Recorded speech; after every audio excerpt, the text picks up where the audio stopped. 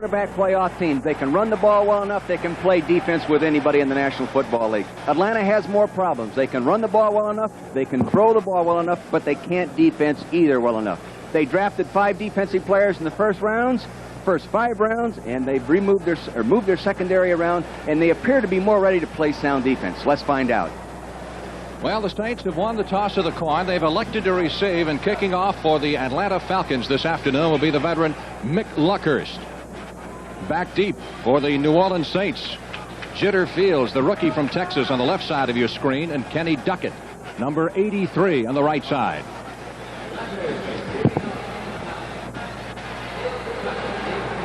Atlanta, 4th in the NFC West last year. Here we go. Brand new NFL season underway. Duckett fields it 5 yards deep. Will not run it out. Touchback. 1st and 10 for the Saints from their 20. This is the way they will line up. The one new face in the starting lineup, Richard Todd, the quarterback, obtained from the New York Jets in exchange for a #1 draft choice. And George Rogers, one of the top runners, certainly in professional football. The offensive line sports one new face, one new starter in Steve Court. An All-American Arkansas, played guard last year, has been moved to center to replace the veteran John Hill. So here's the Saints' first snap of the regular season from their own 20-yard line. And the pitch goes to Rodgers. Big hole over the right side, cutting outside across the 30. And he's got the first down as he takes it to the 35. A pickup of 16 yards by Rodgers on the first play from scrimmage. Buddy Curry, the middle linebacker, came over to make the stop. The tight end on the right-hand side of your screen, number 85, did a super job of hook blocking John Rady, the linebacker. Therefore, Pokey Gajon is right out there, number 46, looking for someone to hit. They're going to have to play better outside linebacker defense to stop this big horse. That's a big problem that Atlanta had last year, was stopping the rush. So you know they're going to be tested by the Saints in that department. 1st and 10, 16-yard pickup by Rodgers. Saints moving from their 36. Single back setup with Rodgers, who gets the call over the right side out to the 38-yard line. He needs just 34 yards today, does Rodgers, to become the Saints' all-time leading rusher. Defensively, we'll set up Atlanta for you. Gary Burley and Rick Bryan are new faces. Bryan is the #1 draft pick. Burley is a 9-year veteran, obtained in a trade last week from Cincinnati. The linebackers are a veteran bunch, anchored by Buddy Curry in the middle. And the deep backs likewise. Remember Kenny Johnson last year from that Green Bay Atlanta game we did, where he ran 2 interceptions back for touchdowns. 2nd down, 7. Saints at their 38. You saw Todd motion to the wide receiver Lindsey Scott to come back inside. Todd fumbles the football trying to throw, and let's see who's got it. Saints managed to recover for the loss back at the 31-yard line. That'll cost him a half dozen yards, but at least they retained possession. Frank, Richard had good time to throw the ball, but the defense had taken away the pattern downfield. Now let's take a look at it at ground level. You'll see that Richard dropped straight back. He has plenty of time. He's looking to his right. He's sitting. Now a defender came in and knocked the ball out of his hand. Then it's a mad scramble. It looked like Steve Court, the center, was the man who recovered the ball for the Saints. Now they're looking at a 3rd down and 14 upcoming, back at their 31-yard line. Falcons showing blitz. And here they come after Todd trying to get it away. He does. Intended for Goodlow, number 88. Defended by James Britt, number 26. They got a marker down behind the line of scrimmage. Illegal use of hands against the Saints will be declined because it sets up a punting situation. Holding, number 60 offense, penalty refused, 4th down. Gene Barth, the referee, giving you the call. You know, you can use your hands in pass protection, but you can't get him outside the plane of the body. Now see number 60 right there in the center of your screen? He's got his left hand outside the plane of the man's body, holding. New punter for the Saints this year, rookie Brian Hansen, who beat out the veteran Russell Erxleben. Billy White Shoes Johnson is the deep man. White Shoes at the 38, 40, 45, 50, 40. One man to beat, caught from behind. and dropped at the 26. So White Shoes comes through with a big return, the first time the Falcons touched the football. And Atlanta will have a 1st and 10 at the New Orleans Saints 26 when we come back right after this. 37 yards on the punt return by Billy White Shoes Johnson, who is chasing Rick Upchurch, and will this year become the NFL's all-time leading punt returner. So excellent field position for the Falcons. The ball is spotted at the Saint 27-yard line, and Steve Bartkowski is at the throttle. They go with the single back setback in Gerald Riggs, number 42. And Riggs will take it down to the 21-yard line. Take a look at that punt return by White Shoes. Look at the concentration on the ball. Now he starts straight upfield. The defenders do not come to balance. They overrun him. He gets very few blocks. They were too intense in their coverage and forgot to break down and come to balance so they could close in and make the tackle. Billy needs 206 yards worth of punt returns this year to pass Rick Upchurch and become the NFL's all-time leading punt returner in the yardage department. 2nd and 5. Falcons at the Saint 22. Riggs up the middle. Hit hard at the line of scrimmage and shoved back. He may have picked up a yard, but no more than that. Here's the Falcons offensive lineup. The new faces in there. Benson is a rookie at the H-back. And Riggs, of course, will replace William Andrews. He's a 4-year veteran. Falcons offensive line. Key people there, the left side, R.C. Tillman and Mike Ken, who have both been Pro Bowlers for the last 3 years. They'll go a lot in that direction. 3rd down and 5 needed for the 1st down at the 21-yard line. That's White Shoes Johnson in motion. Rushes on Bartkowski, floats it into the end zone. Incomplete. The intended receiver, number 82, Stacy Bailey, who tried to stay in bounds, keep his concentration going. You'll see that they were very close to each other. Bump and run coverage from the line of scrimmage is just outside the reach of his hands right there. He can almost hold on to the football. Close is not enough. So a field goal attempt for Mick Luckhurst. This will be from the 29-yard line. He drop kicked an extra point attempt in a preseason game. But this will be legitimate. It is long enough, and it is good. 37-yard field goal by Luckhurst, and the Falcons lead the Saints 3-0. So Atlanta leading New Orleans, a team that they lost to twice last year and also lost to in preseason this year. The score in that preseason game was 31-21. Saints wound up 3-1 in the preseason. Atlanta wound up 1-3 in the preseason. But keep in mind they were 1-3 4 years ago in 1980. And they wound up going 12-4 in the regular season. Jitter Fields on the left and Kenny Duckett on the right. Awaiting the kick from Mick Luckhurst. This is returnable.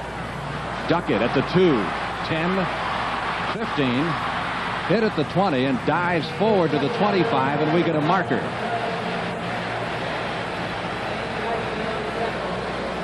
There it is. Frank, you called it a marker. Well, I like to change it up. Occasionally we call it a hanky, flag, marker. Probably pushing. Invariably, it'll be against the receiving team. That'll move it back to the 13. Illegal block in the back, yeah. Number 19 during the run back. 1st down. Here it is, number 19. See him right there pushing number 55 from back? Definitely a good call by side judge Gary Austin. That's Guido Merkins of the Saints, number 19. Accused of the penalty, so Saints come up in poor field position. 1st down from their 12-yard line. 2nd offensive possession of the day. And Todd is caught behind the line and spun down at the 2-yard line. Big rush. That time blowing through was Gary Burley, one of the newest of the Atlanta Falcons. He's been with the club just a week. Gary Burley will be rushing right over the guard there. Now you can see him coming from the left side of your screen. You'll see him appear. There he comes right there. No place to go, and he had a man wide open downfield, Frank. Well, the officials will mark it at the 3-yard line. 2nd and 20. Not the place you want to be, not the way you want to start out a season. Todd throwing from the end zone under pressure, caught for a safety. It's a safety. This time it was Rick Bryan, number 77, the rookie, number 1 draft pick from right tackle, exerting the pressure on Richard Todd, and that makes the score 5-0 in favor of the Falcons. Now you're going to see he gets back into the end zone. Now follow the quarterback back. He sits back there. I can't understand why an experienced quarterback just didn't unload it right now. Get rid of it. Get rid of it. He had time to unload the football, Frank. Prevent the safety. Don't you think so? I believe it. Second-year head coach of the Atlanta Falcons, Dan Henning, former quarterback in the NFL with San Diego. Once upon a time was on the same staff with this man, Bum Phillips. Yeah, way back at the San Diego Chargers day, when Dan was a quarterback, Bum was coaching the defensive line for Sid Gilman. Free kick following the safety. Brian Hansen, the rookie punter, will handle it for New Orleans. This obviously is not the way that the Saints wanted to start. Billy Johnson in the center of that receiving formation, and it will be White Shoes at the 22, 30, 35, across the 40 and up to the 44-yard line. Guys, still excitement personified. Jimmy Rogers made the stop. Nice punt by that rookie punter. Yeah, we got a marker, and it will go against Atlanta this time for illegal use of hands on the return. I didn't see the penalty there, nor did I see him throw the flag. Illegal block in the back. Number 22 on the run back. So this one is against Richard Williams off the Atlanta specialty team. It cost them penalty yardage.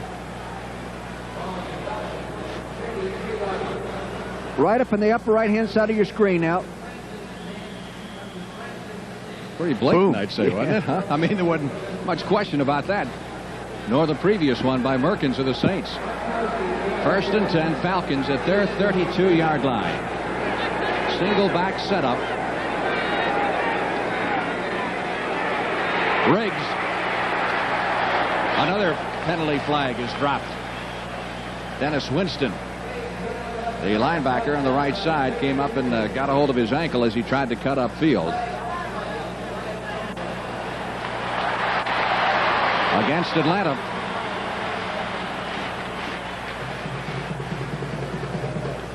Well, that's 4 penalties here in the opening moments of the ball game. 88 offense, holding, still 1st down and 20. 88 was the man in motion on that play. Arthur Cox, the tight end. He's a free agent and made the team from last year. Saints defense, they play that 3-man front with the veteran Derland Moore in the middle. Ricky Jackson was the only member of the Saints last year to make the Pro Bowl. And he is their top linebacker, and they've got a good group. And this group of veterans in the secondary has been playing together for 4 years now in the NFL, and the oldest guy is 25. Bartkowski on the delay going up the middle to Riggs. And he takes it to about the 30. Gerald Riggs has some big shoes to fill. He's a former number 1 draft pick from Arizona State. And as you mentioned last week on our telecast, you know, it's a terrible misfortune to lose a guy like Andrews, but that's a place where they've got some depth. They do have depth, and this fine young man is talented. You know, he's a number 1 pick. You never really replace an Andrews because he's such a great player, maybe one in his, just a class by himself. But this guy will do a good job for him. 2nd down, 14 for the Falcons at their 28-yard line. White Shoes in motion. Again, it's Riggs fighting his way across the 30 to the 32-yard line. How would you compare Riggs with Andrews in style? Well, I think Riggs is a little faster, but I don't think he's quite as powerful in shedding tacklers up through, especially inside. Maybe a little more mobile in the open field. Andrews will look a safety up and try to run him down. But again, Andrews is in a class by himself, really. Especially in terms of that one-back running attack. The big thing he has to do now is forget the injury and give it all the time he can in terms of rehabilitation efforts. 3rd down, 11. Johnson in the slot off to the right. Now White Shoes starts in motion, and we get movement prior to the snap. It was a 3rd and 11 play. And Gene Barth. False start, 61 offense. Now they're looking at 3rd down and 16 as the penalty was against John Scully, starting guard, number 61. Interesting that you coached Gerald Riggs in an all-star game, and we asked him about it yesterday, and he said, man, it was like being with Frank Kush again. You gave him a tough time, apparently. I was put in good company when he said that. I appreciate that. No, Frank Kush, fine football coach. But we ran an intense camp for a all-star type game. 4 penalties already in this ball game in the early going. Fans chanting defense. 3rd down and 16 needed for the 1st down as Bartkowski rolls out and airs it out downfield. Jackson fell, and the pass was almost picked off by Johnny Poe, number 25, as Jackson hit the deck, and he is very unhappy and letting the officials know that he at least thinks he was tripped. Here he's coming back to the inside, and he was tripped. It's incidental contact. Actually, he stepped on Poe's right foot. I don't think there was any pass interference here. The ball should have been intercepted, Frank. Look at Poe bobbling right there. So the Falcons will be doing the punting now. Ralph Giacomaro is their kicker. And the deep man is the rookie from the University of Texas, Jitter Fields.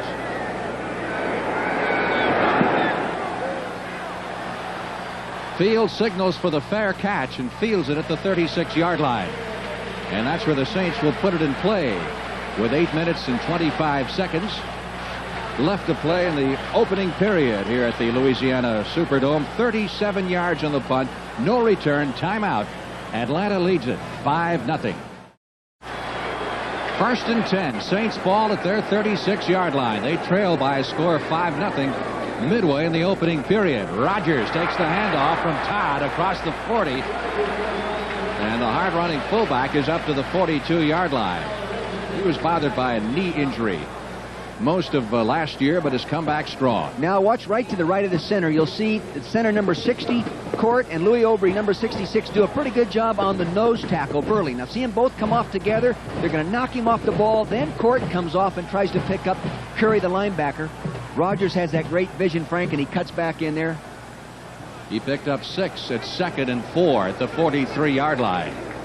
Again, they go to Rodgers with Guyjon leading the blocking, and that's a 1st down as he crosses the 50 to the 40-yard line. Hokie Guyjon leading the interference for George Rodgers.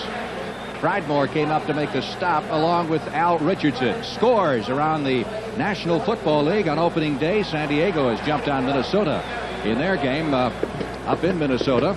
Bears have a field goal on Tampa Bay in the opening period. Kansas City leading Pittsburgh 7-0. Giants over the Eagles 7-3 in the 1st period. And New England 14, Buffalo nothing. Our score, Atlanta 5, New Orleans nothing, but the Saints are moving with a 1st down at the Atlanta 49-yard line. Richard Todd back to throw it, swings it out to the safety valve. Rodgers is down to the 40 to the 39-yard line, and that's close to another 1st down for the New Orleans Saints. It's quite obvious they're trying to get the ball in the hands of Mr. Rodgers at every opportunity. You know, the one thing Rodgers hasn't done is catch a touchdown pass in his career. Now you watch, he's going to drop straight back. Rodgers, back of your screen now, is moving to the right. Now watch the lineman peel out. This is a screen pass out of the I formation. Now see the lineman, look at Court, number 60, looking for a guy to hit. Couldn't find anybody to hit, ran into his own man. 2nd down, less than a yard needed for the 1st down for the Saints. Nose of the football just inside the Atlanta 40-yard line. Falcons showing blitz once again. Rodgers outside, dips back in, and turns what could have been a no-gain play into about a 5-yard pickup. Hokie Guyjon, number 46, the fullback, did a real nice job of knocking down the linebacker and allowing him to go ahead and make that move outside, Frank. Did a super job. Buddy Curry, the middle linebacker, coming up to make the stop, but the Saints have the 1st down with the nose of the ball right down inside the 35. Veteran Buddy Curry out of Georgia Tech, long a mainstay of the Falcons defense back in the days of the grit splits when he was a mere youngster. 1st and 10. Guyjon in motion. Todd giving to Rodgers up the middle. This time he stopped. Nothing there for him. Big surge that time by the defensive line. That was Wayne Wilson, number 30, who came in for Rodgers to give him a blow for just a second. Don Smith in on the stop along with Bryan and Buddy Curry. Rodgers, with his last carry a moment ago, set the Saints' all-time rushing record. He needed just 34 yards going in. He has now surpassed Chuck Muncie. Interesting that there's a quarterback in 4th place in that category. Archie Manning, 2nd and 10 from the 35. Todd firing it over the middle, intended for Wayne Wilson. Wilson is a great all-purpose back, did an excellent job filling in last year when Rodgers missed about 3 games. In fact, Wilson stepped right in and had 100 yards rushing or better in each of those 3 games. Good receiver as well as a good runner. 3rd and 10 now from the 35-yard line. Atlanta Falcons came after him with a red dog that time, and Richard read the red dog all right. He knew they were doing. He tried to dump it off, and I actually thought the linebacker knocked down the receiver prior to giving him an opportunity to catch it. Growth in the slot off to the right. Lindsey Scott is up at the top of your screen, split wide on 3rd and 10. 2-yard line.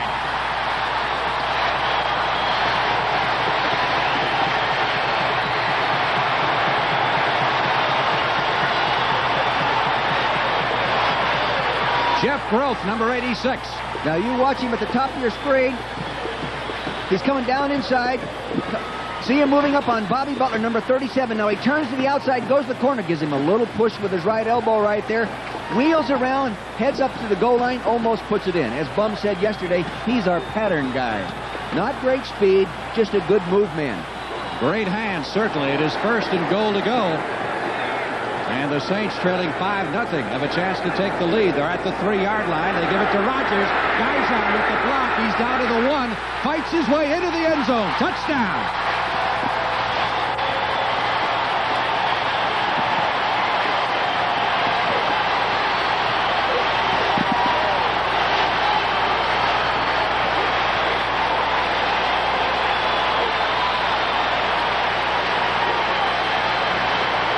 Well, he got the excellent lead block from Guyson, and the rest, Dick, he pretty well did himself. Frank, he really didn't get as much help inside as he would have liked to gotten, but with his ability, his size at 230 pounds, when he turns up inside, he can get it in the end zone. Morton Anderson is the Saints placement specialist. Merkins to hold. The kick is good, and the Saints lead it 7-5. Now watch, his quarterback's going to toss the ball deep. See him now, he's back there deep. He looks for a place to go. He gets the pads down. He's just pounding in there, and that really is all done on his own individual strength and power, Frank. George Rodgers, who gained 1,144 yards last year despite missing 3 games and a little bit more with a knee injury, pushing it across the final 3 yards as Morton Anderson prepares to kick off. Sylvester Stamps, number 41, highly touted rookie from Jackson State. Not highly touted before he got there, but he's really caught the attention of the Falcons coaches in the preseason. Stamps at the goal line, out to the 10, 15, 20, and that's it. Guido Merkins, number 19, in the stop, and we get a marker down. Another flag is thrown. Very late flag, as a matter of fact. You know, Frank, that touchdown was a great individual effort on the part of George Rodgers. It really didn't look like he was going to get in there. Again, illegal use of hands against the Falcons. While we wait here, take a look at that touchdown. Any question in your mind as to whether he got in? At first, it didn't look like he got in, but his effort, see the big guard pull, everyone's going out there. Now watch the ball in the right hand. Watch it closely now. Keep vision on the ball. There he is. He stuck it in the end zone. Broke the plane. Touchdown. Heads-up play by an experienced running back, and a great one. Illegal use of hands against Dave Levanek. And a lot of penalties here in the opening period. Again, the Falcons come up with the poor field position after the penalty. Moves them back to the 11-yard line. And that's where they'll start. You look over the shoulder there of Bruce Clark, the big defensive lineman. They're after Bartkowski, and they've got him at the 5, and we have yet another hanky. A flag drop this time at the near sideline. And it was Bruce Clark, the young man we mentioned, defensive left end. Penalty is against Atlanta. And the loss will amount to about the same. Illegal full formation. There was no end on the right side of the line of scrimmage. Penalties refused. Second down. They were in one of those unusual formations with all three receivers, including the H-back, split out. Evidently, the outside receiver did not get on the line of scrimmage like he should have. Falcons are operating, keep in mind, against a team that was the #1 defensive team in the NFC last year and the #1 pass defensive team in the National Football League. Riggs trying to get it out, moves it to about the 8. They were in the unbalanced line that time, Frank. One of the only teams that really used this as an integral part of their offense. You think there's an advantage to an unbalanced line in this day and age? Well, there is, the way they do it. They take an offensive tackle and put him over on the other side next to the other offensive tackle, bring the tight end over there and play him outside the guard. And you still have to play your secondary over there. If we get time through the ball game, maybe we can explain that to the fans. 3rd down, 13 for the Falcons from their 8. Bailey is wide to the left side. Jackson is split to the right. Riggs, as they stay conservative, get just a yard. Ricky Jackson, the left outside linebacker, 4th-year man from Pitt. And a Pro Bowler last year, the only Pro Bowler that the Saints had, making the stop. And it'll be the Falcons punting out of their end zone, and a big hand for the Saints defense as they leave the field.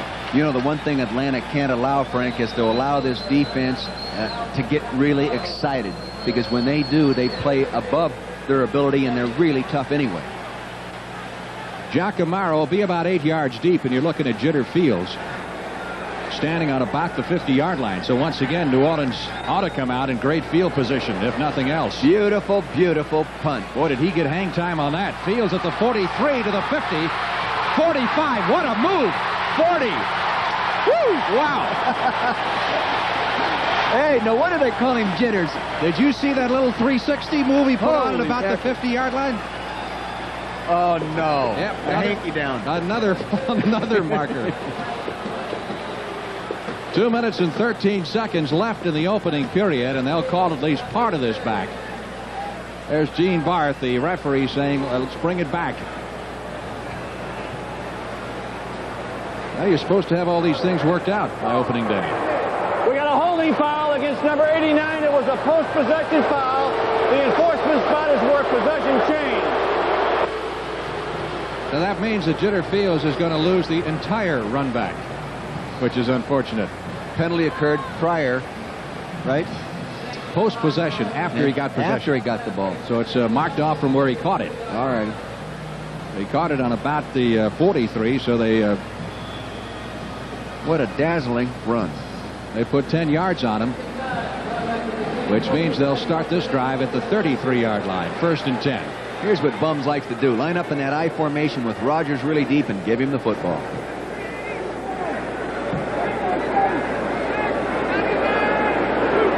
Audible. Todd for Lindsey Scott. Good defense by Bobby Butler, number 23, and of course the boos rained down from above as the fans thought it should have been pass interference. Now you can see the defender up there, Bobby Butler, number 23, right up there close. Todd saw this and went and hit an audible deep.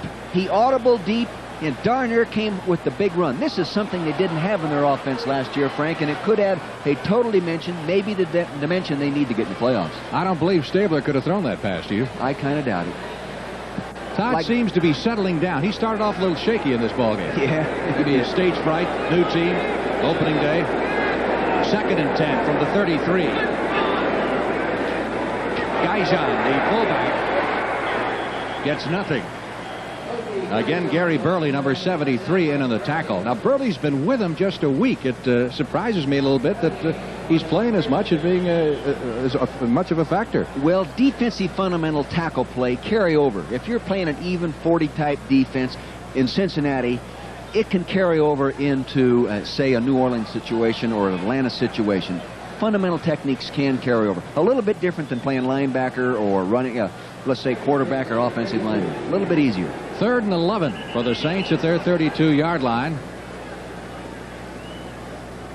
Remember, Burley is also a 9-year veteran, so things come to him quickly. He's out of the University of Pittsburgh, played at the same time that Tony Dorsett did, and was a fine defensive lineman for the Bengals, who are loaded. You know that. Now we got a problem with the 30-second clock, right? Which will cause us a delay here. You know, Frank, that was the second audible that Richard Todd called. The nice corner pattern that he hit Groth and to put him down in scoring position on the 3-yard line was an audible. And maybe the fans recognized that people were moving prior to that snap. People were moving in a position to pick up blitzes and dogging linebackers, and he audibled and got the big play. That time he was trying to take advantage of that tight coverage. Well, they've recycled the 30-second clock, stopped it at 17.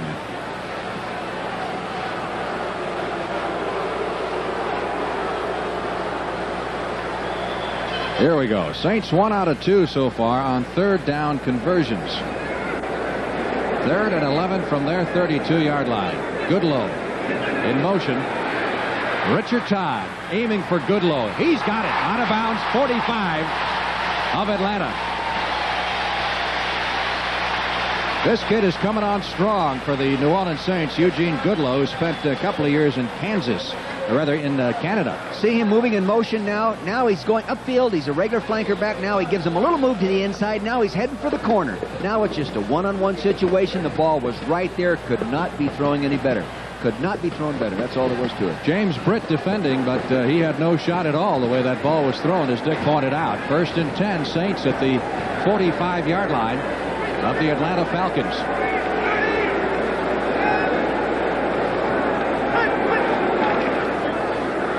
Rodgers on the pitch. Hit at the line of scrimmage, gets a couple, and then he is shoved back by the red and white wave. Rick Bryan, number 77, making the stop along with Burley.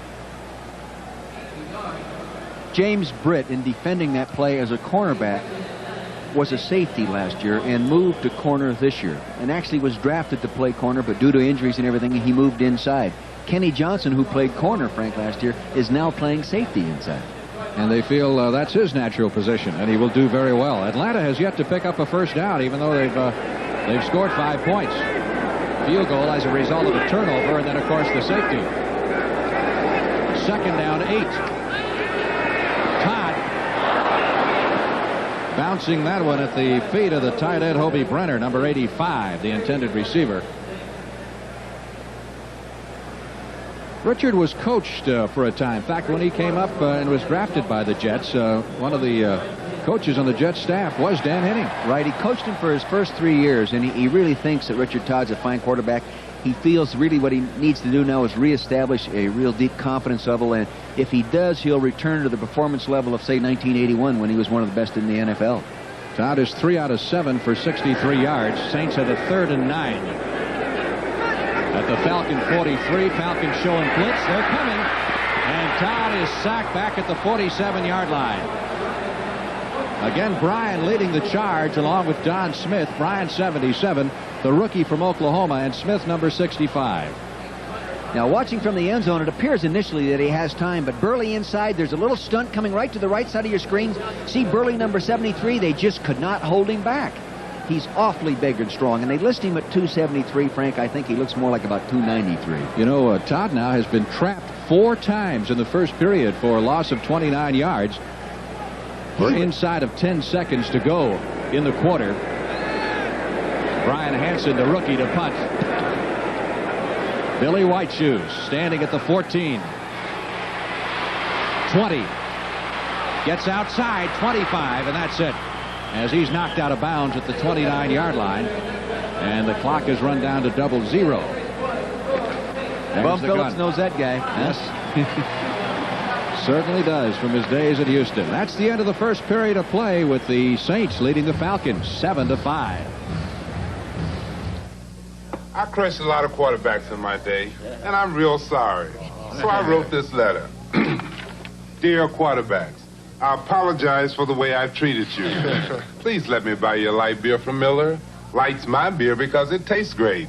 I'm sure it's yours, too, because you little guys can't afford to get filled up. Hope to see you soon. Sincerely, L.C. Greenwood. Light beer from Miller. Everything you always wanted in a beer. And less. I hear that L.C. Greenwood has invited quarterbacks to join him for a light beer from Miller. Well, here's my reply. Dear L.C., I accept your gracious offer. A quarterback is far too intelligent to turn down a light beer because it's less filling and it tastes great. Even you big, clumsy linemen know that. Hope to see you soon. Sincerely, Bert Jones. Come on, Bert! Light beer from Miller. Everything you always wanted in a beer, and less. How'd he do that? A light beer from Miller. Everything you always wanted in a beer, and less. Your Toyota dealer and Toyota's lowest priced, hard-working truck, the Standard Bid. And by Federal Express Zap Mail, an exact copy delivered door to door in just 2 hours. Falcons 1st and 10 at their 29-yard line following the 40-yard punt a moment ago. Falcons have had nothing going for them offensively so far. Riggs on the cutback up to the 35, 37-yard line. First period, Bartkowski did not complete a pass, and Riggs had 19 yards rushing, and that was their total offense. And if you take away the fact that Bartkowski was trapped once for a -7, Atlanta's total offense in the first period, a mere 12 yards. Right, well, field position was not very favorable at all either, and I think they're just going to start getting under track, but they're going against the #2 defense in the NFL. That do make a difference. That do make a difference. 2nd down 1 as Riggs picked up 9 on that carry. Unbalanced line again. Riggs fighting his way for the first down out to the 43-yard line. So the Falcons will have a 1st and 10 as they continue to go with that unbalanced line. Yeah, they like to change up because it moves an odd defense. If I could explain this, it moves it to an even defense, and it makes it a little bit easier for the center if they move it over. Cliff Benson, number 87, the H-back, went in motion that time and really nailed a defensive lineman. That, by the way, is Atlanta's first down of the day. 1st and 10 for the Falcons at the 43-yard line.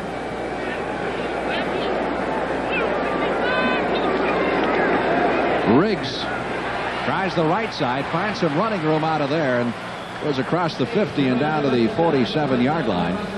You saw Cliff Benson, the H-back, number 87, leading the way. Can you pretty well follow that guy in motion, and that's where the play's going to go? More often than not, they run toward the man in motion. Take a look at the offensive center, Jeff Van Note. 16 years in the league, blocking a 12-year veteran, number 74, Derlin Moore. 28 years of combined experience playing on each other. You think they know what they're doing, Frank? Well, they're probably saying to each other, hey, when are you going to retire? I'll retire when you retire, or as soon as you retire, I'll retire. You know, close enough for measurement here. Jeff Van Note says he really doesn't want to go out in the real world. And it was interesting what Dan Henning said about him yesterday, Frank. Remember, he's in better shape now than he ever has been. At 38 years old, he tested physically in all their exams better this year than last year. That's a 1st down for Atlanta. Other scores: Miami over Washington 7-0 in the 2nd period. St. Louis leading Green Bay by a touchdown. Most of these games in the 2nd quarter. San Diego leading Minnesota. We've got Chicago over Tampa Bay in what looks like a defensive battle. Kansas City leading Pittsburgh, and the Giants leading Philadelphia. New England 14, Buffalo nothing. Unbalanced line. 1st down at the 46-yard line of the Saints. Bartkowski looking for his first completion of the day. He's got it. It's Arthur Cox, the tight end, over on the far side, and Cox takes it down to the 40 or thereabouts before Bruce Clark gets up to him, number 75. Here's another score. Remember that game we did in the playoffs last year, San Francisco, Detroit? Oh, that was a great football game. Remember Monty Clark praying on the field goal attempt at the end, and then he missed it, just off to the right. Well, looks like Eddie Murray has kicked at least one field goal, enabling Detroit to take the lead for the time being. 2nd down. 4 needed for the 1st down. Falcons trying to get a drive going. They've reached Atlanta's 40-yard line. Rather, the Saints 40. They started back at their own 30. Not much there for Riggs this time, but he fights and claws and scratches and crawls his way to the 35, and there goes another flag. So yet another penalty marker has been thrown in this penalty-scarred game so far. It will be holding. It will be against Atlanta, and it will cost them 10. 87 offense, holding, still 2nd down. On Cliff Benson, the H-back. Number 4 pick out of Purdue. You know, Atlanta is not a big holding team. They hold very little. Guys like Mike Ken have gone through a whole season like 1980 without having a holding penalty called on him. One of the Saints was shaken up. It looks like Derlin Moore, number 74, the nose tackle who came into the game hurting a little bit. He's being tended to right now. We've got a timeout with the Saints leading the Falcons 7-5 in the second period. Well, Derlin Moore came into this game with a bruised knee. May have aggravated it a little. It was, and I could tell yesterday in talking to him, he wasn't sure it was 100% ready to go yet. Falcons with a second down, 14 from midfield. Benson in motion. Bartkowski on the rollout. Sideline throw and completes this one down the far sidelines to Jackson. Jackson 30, 20, 10, 5, touchdown. Fumbles the ball in the end zone, but it's ruled a touchdown. They say he was across the goal line before he fumbled. So it is an Atlanta touchdown as the big play man who has murdered the Saints before. Yes, on that Big Ben play several years ago in a game we did, does it again. On the receiving end of a 50-yard touchdown pass from Steve Bartkowski. And the Falcons jump back out in front 11-7. You're going to see the receiver at the top of the screen, Alfred Jenkins, number 85, push deep. Now watch him push Waymer deep. Now watch him come back. Watch him work back toward the line of scrimmage. Waymer came to make the tackle, missed the tackle. There goes Alfred for the touchdown. A beautiful job of driving the defensive back deep and then coming back for the football. Luckhurst with the extra point try as the fans react to the replay on the huge screen, and we got another penalty flag now. This is getting ridiculous. All right, now he's got to be across the plane of the goal line, and then he can fumble, and it's okay. Let's see. He's got the ball in control right now. He's carrying it with both hands, believe it or not. Now there he is on the 2-yard line, 3-yard line. Did not have control.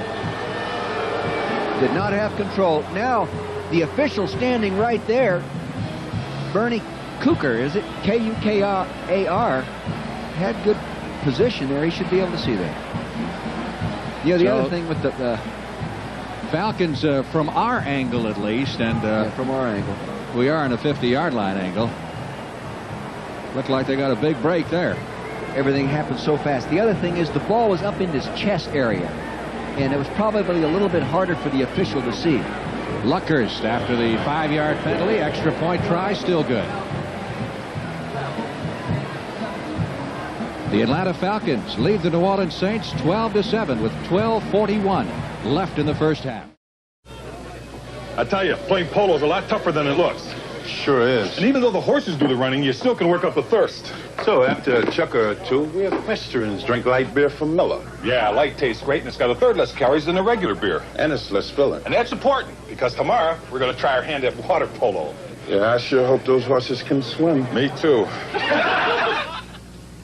Light beer from Miller. Everything you always wanted in a beer. And less. Coming this fall from the executive producers of Flashdance. This is the stuff that dreams are made of. Dreams come through this fall on CBS. There's the book on the Atlanta scoring drive. Bartkowski, the last 50 yards to Jackson. You recall Jackson missed most of last season after fracturing his clavicle early in the year. I think he did it against Philadelphia. Yeah. The deep men duck it on the left and Jitter Fields on the right as Luckhurst prepares to kick off. Let's see if Jitter has those same moves here. This one's going to be Duckett at the 5. 15. He can move to 20, 25, 30, 35 across the 40 and up to the 44-yard line. Fine return by Kenny Duckett. Backup wide receiver and kick return specialist. Curran, number 89. Willie Curran making the tackle for the Atlanta Falcons. This was a really nice job. Look at him look the ball in. Now he starts straight upfield, picks up his blockers in front of him. Now, boom, he finds an owl right there. Nice little alley. Now he's working upfield. Look, nice block by the linebacker, 58 right there. Still moving straight upfield. Really a fine job. Willie Curran, number 89, makes the play. A 39-yard return. We've seen some pretty good kick returns here in the first half of this football game. 1st and 10. Saints at their 43. The pitch to Rodgers. Tries the left side, cuts back in, then out. And is tackled at the 49-yard line by James Britt, who came up from the right corner position. Coming up right after football, U.S. Open tennis from Flushing Meadows. CBS Sports coverage continues. You'll see Jimmy Connors Past champion, of course, many times, and the number 3 seed this year behind Mr. McEnroe and Mr. Lindell. And he will take on André Lecomte of France. He is unseeded in the tournament. Last time out beat Peter Duhan. This will be a 3rd round action in the U.S. Open. 2nd down 4 from the 49. Again, the big man, Rogers.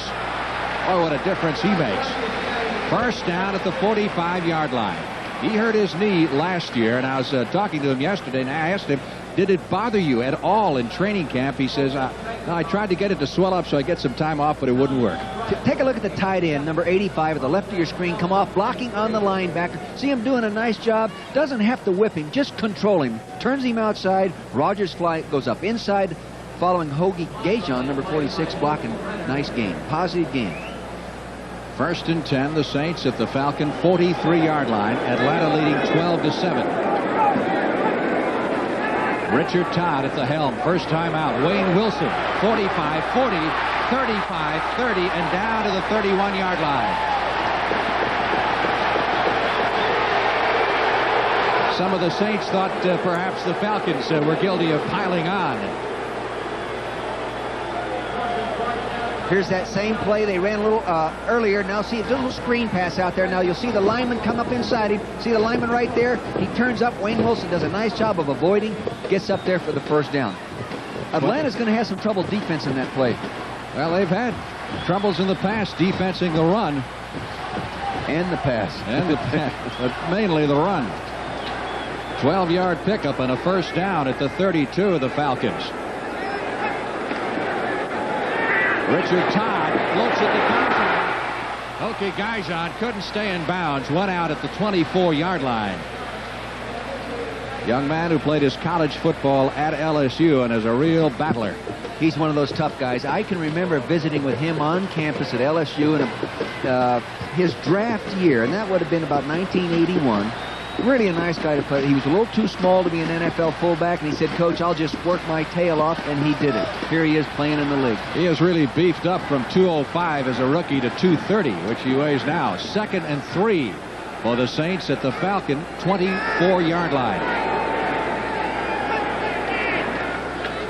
Wayne Wilson taking the pitch, cuts back inside, has the 1st down at the 18-yard line if everything's in order, and it appears to be. Boy, Brenner's doing a job clearing him out, the tight end, Hobie Brenner. Right in the middle of your screen, number 85 is blocking now on John Rady, number 59. He's doing a good job. He's stretching the defense. Hoagie Gajon, number 46, goes in looking for the safety, number 27. He finds him. Another positive gain. See, someone's got to get in that backfield and make that play happen sooner so the defense can get after it. Inside-out pursuit.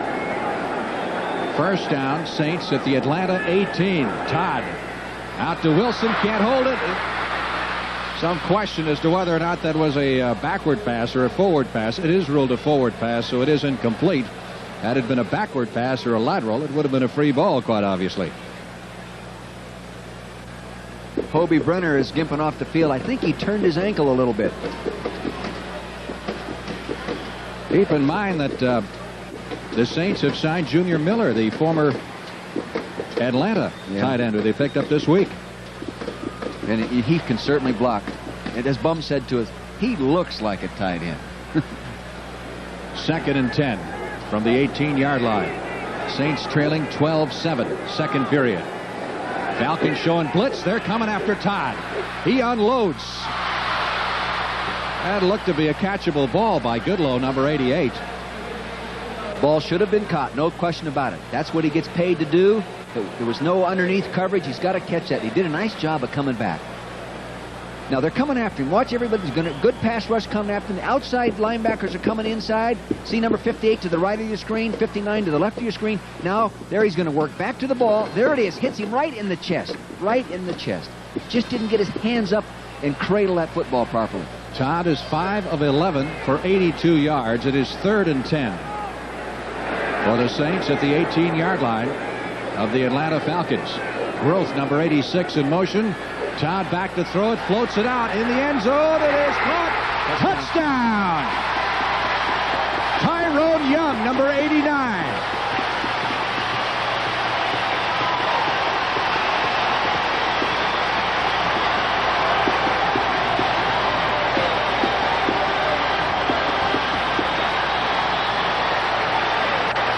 Bum told us yesterday he was going to move those wide receivers in and out of there, and he's used about 5 so far. He is a big, tall guy. You know, he's a young football player, a free agent. But he has the time right here to lay it up. See him lay it up real high. Now watch this. 6'7". Look at him reach up now. The defender knocked him out of bounds. That is a touchdown. Anderson with the extra point try. The kick is good.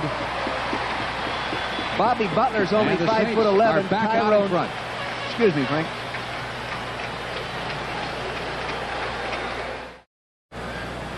The New Orleans Saints driving 56 yards. They got the great kickoff return. And then they move the rest of the way for the touchdown with the toss coming from Richard Todd to Tyrone Young, second-year receiver out of Florida. And Anderson will do the kicking off, possessor of one of the strongest legs in the National Football League. Obie Brenner, we're told, bruised his foot, but will return. That's Sylvester Stamps, number 41, the deep man in the center of the kickoff return formation for Atlanta. Good, healthy boot. He'll stay in with this one. 9 yards deep in the end zone. What a great kicker this guy is. College football coming up on CBS just a couple of weeks away. The Washington Huskies and the Michigan Wolverines will open it up. A couple of pretty good football coaches clashing there. No kidding. This Don James at the Huskies, he's tough to beat. I never had the opportunity to beat him. I mean, I had the opportunity. I just didn't take advantage of it. And then who beats Bo Schembechler very often? Not many. Should be a very good football game. That's a week from next Saturday at 12 Eastern Time. The Washington Huskies and the Michigan Wolverines. Our score, the Saints 14, the Falcons 12. It has been interesting, although penalty marred here in the first half. 1st and 10. Atlanta with the football at the 20-yard line. Riggs.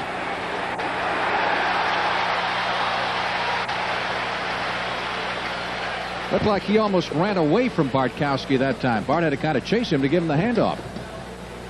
Other scores in the National Football League. Again, most of these second period scores.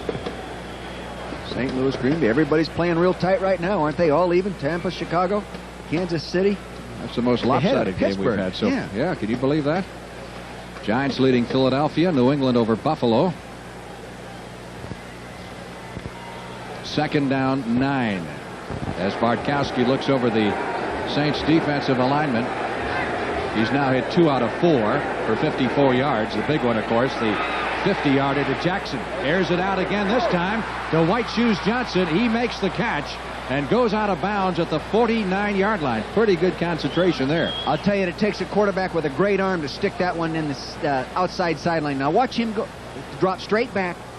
He knows where he wants to go with the ball. He has good protection, right? People are picking up the stunts inside. Now he's looking to his left, and he drills this ball down the sideline. Tight coverage right there by Poe. Poe can't defend him. He shoves him out of bounds.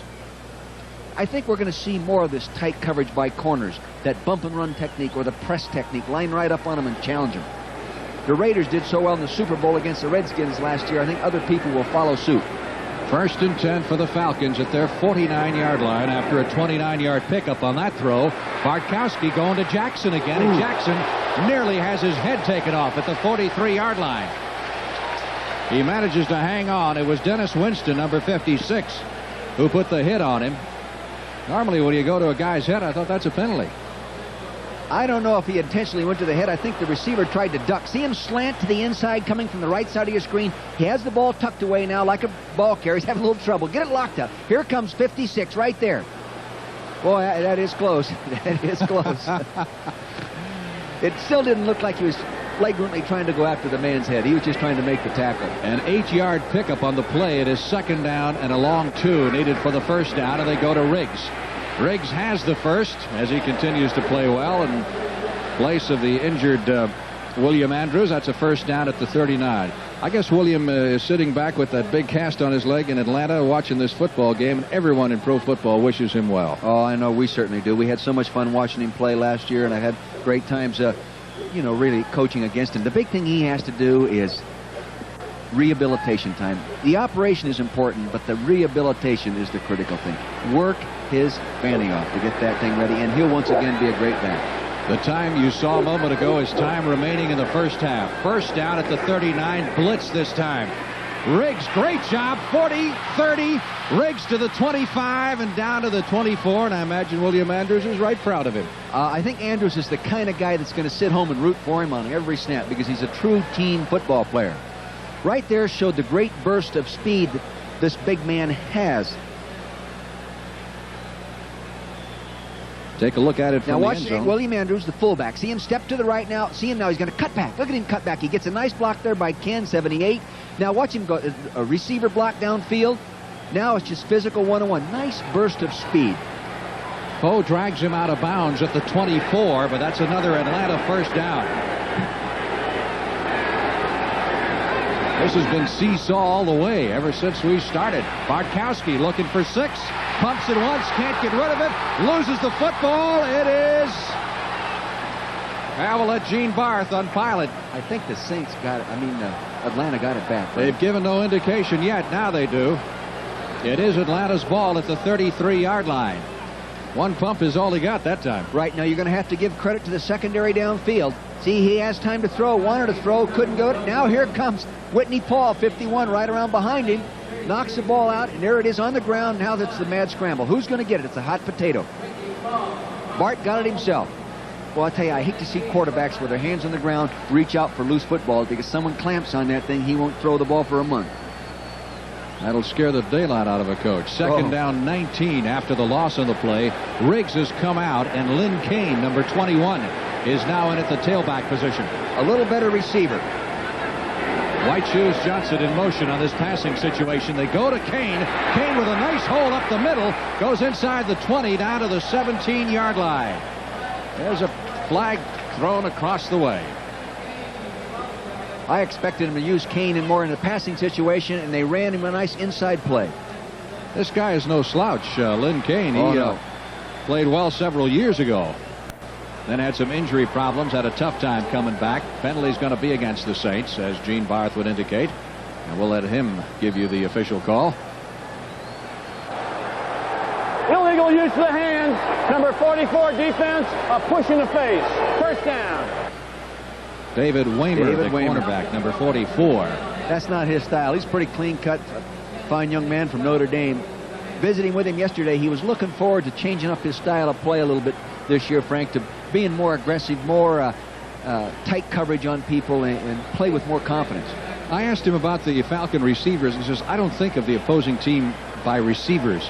You got to put the quarterback and the receivers together. He says he thinks of both, and that's the way he prepares. The penalty enables the Falcons to pick up a first down at the 12-yard line of the New Orleans Saints. Riggs is back in there, takes the handoff, fights his way to about the 9. Just over 6 minutes left to play in the first half, and the Saints lead the Falcons by a score of 14-12, and we have had some excitement so far. This is... You're talking about Waymer a moment ago. Watch that play. See, he's up there in that press position, bump and run inside. He's got his hands up. He jams right there. One hand inadvertently hit him in the face mask right there. I didn't see any obvious foul. Second down, 7 for the Falcons at the Saint 9. Riggs blasting his way forward. The H-back did a real nice job then of moving in motion and going in and trapping that nose guard. And that is a devastating block on a nose guard. Now, the nose guard now is Don Thorpe, number 96, a rookie out of the University of Illinois, playing in there in the place of Derlin Moore. You know, you said he goes against Jeff Van Note. As you look at Dan Henning, there's the way they signal the plays in. Gary Petz, who is one of the assistant coaches, the man in the red shirt, is the one doing the signaling. There's Gary Petz. Petz has put on little pots. Yes. Third down. They need 2 for the first down. 5 for the touchdown. The give is to Riggs, and he's down around the 3-yard line. He's very close to the first down. Falcon players indicating, well, some think they got it, others think they're a little bit short. Let's see. Fourth down. Yeah, Gene Barth indicates no measurement necessary. It'll be 4th down. And now Dan Henning has a decision to make. Do you go for it? The way that New Orleans is moving the ball, I would say you go for it. He sent in an extra tight end in Landrum. Right. New Orleans is moving the ball, and 3 points may not be the difference at the end of this football game. 4th down, inches for the first down. 3 yards from the goal line.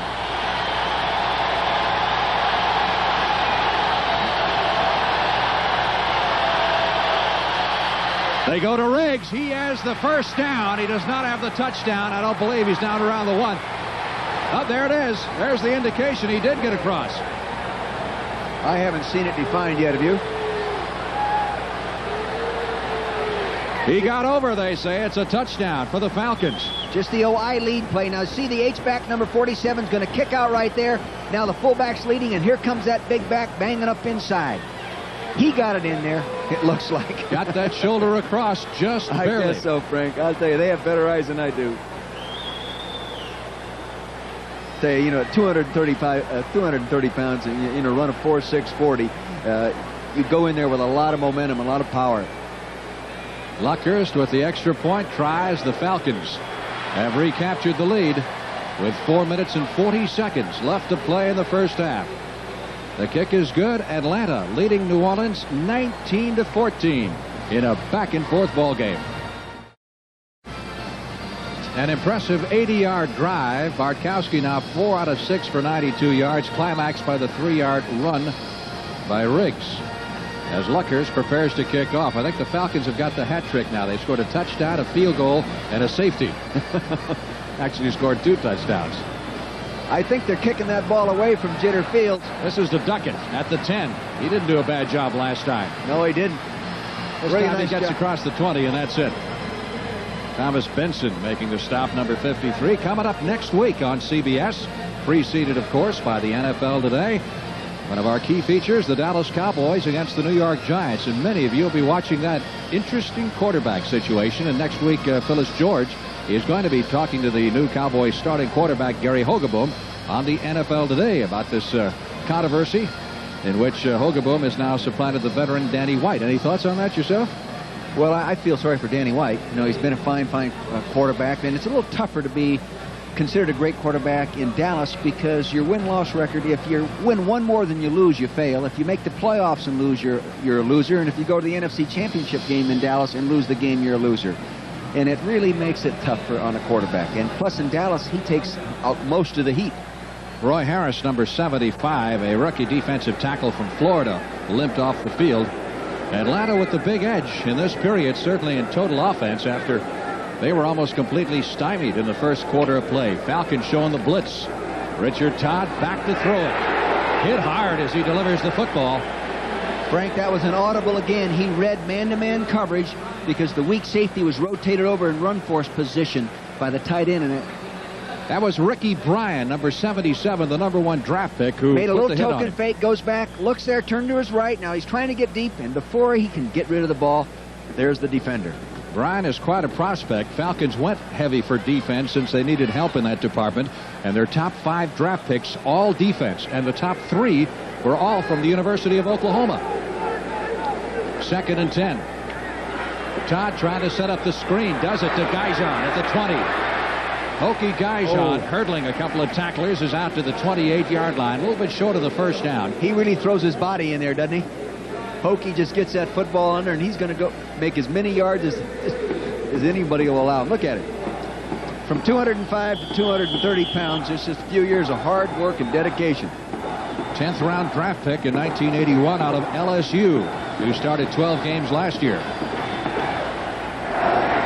3rd down.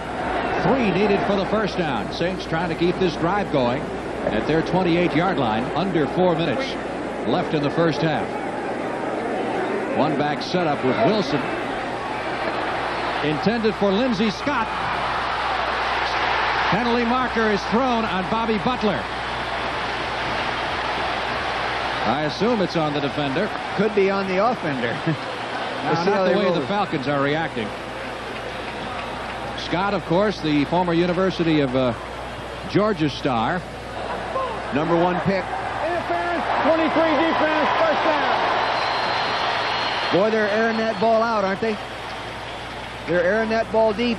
Again, they have some good pressure coming on him right there. Linebacker's committed. He lays it up deep. Here it is right now. Let's see. There's Scott on the outside, number 80. And it looks like there is definitely contact right there with his right shoulder. I just feel maybe it would have been better to throw that flag a step sooner, a little bit quicker, because the interference occurred prior to the ball getting there. First down at the 37 of Atlanta. That's a 35-yard penalty. Todd rushed for Rogers. 35 down to the 30-yard line.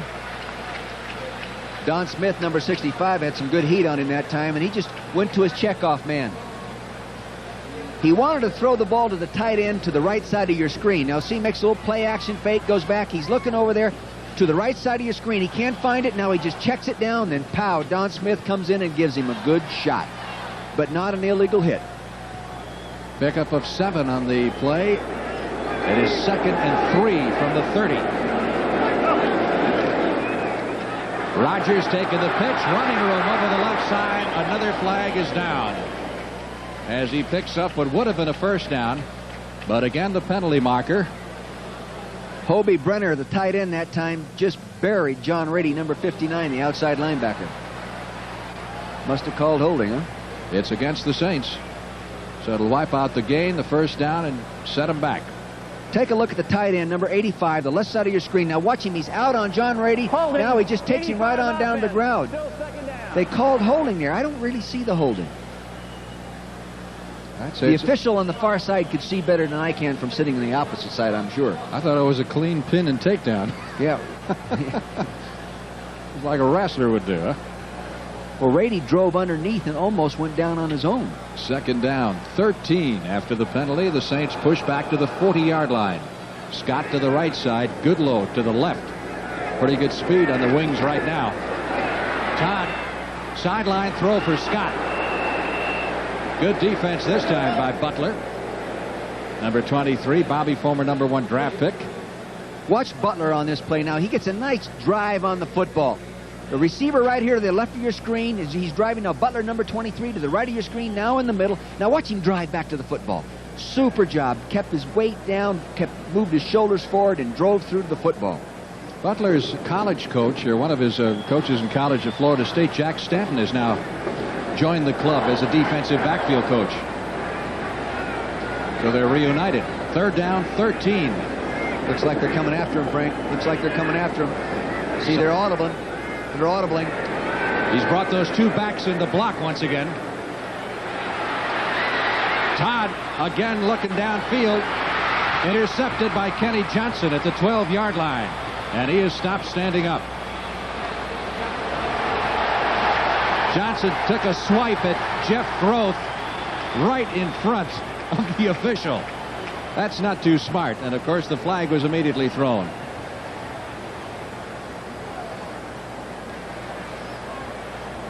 Gary Austin, the side judge, was over there. Number 34, the official. And he saw Johnson take that swipe. With a personal foul after the play was dead on 37, after the interception.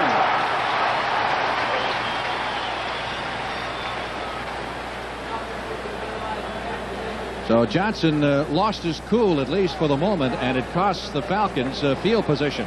And the penalty will move it back to the 6-yard line. 2 minutes, 39 seconds left to play in the first half. Falcons have been penalized 8 times here in the first half for 91 yards. That's a lot of penalties in one half. Can you see right here? Let's see if they can find out. Oh, there it is. He pushed him with his right hand. That's a personal foul. Bailey to the right side, Jackson to the left. And Barkowski gives it to Riggs. We were talking to Gerald yesterday, and he said when Dan Henning arrived on the scene, he didn't quite know what to expect. He was very confused because he was lining up in the backfield with Andrews, liked the way things were going, and all of a sudden came the one-back offense, and he was more or less out of a job. He said, well, there's only one guy back there, and I can pretty much figure out who it's going to be, and it isn't going to be me. And that really bothered him for a while, but now he's adjusted to it and likes the fact that he's back there. Frank Lieber along with Dick Vermeil at the Louisiana Superdome. That's the time remaining in the first half seesaw football game. Dan Henning, the head coach of the Atlanta Falcons, and just in his 2nd year. And, of course, Bum in his 10th year as a head coach in the NFL and his 4th here in New Orleans. And he has got the fans stirred up. You know, this is the only team in the National Football League that's never had a winning season or never been to the playoffs. That's right. Here they are in that Second down, 8, deep in their own territory. Riggs taking the pitch from Bartkowski out to the 15-yard line. Let's see where they mark it. He's going to be pretty close to the first down yardage here. They'd like to get a little breathing space. Looks like we'll get the 2-minute warning prior to the next snap here. They'll mark it at the 16. They need less than a yard for the first down. Gerald Riggs, who's had a busy first half, he's already had 18 carries for 85 yards. What did he tell us yesterday? He wanted to carry it 30 times or something? Well, if he carries it more than 33 times, he breaks their record. Timeout. 2-minute warning. 2 minutes left to play in the first half. Falcons 19, the Saints 14. The Falcons have an important 3rd down and 1 upcoming from their own 15-yard line. Atlanta with the big edge in the rushing department thanks to Riggs, who has picked up 85 of those 113 yards. Here's that unbalanced line. And Riggs it is again on his 19th carry, bulling his way forward, and should have enough for the first down to keep the drive going, keep the clock moving.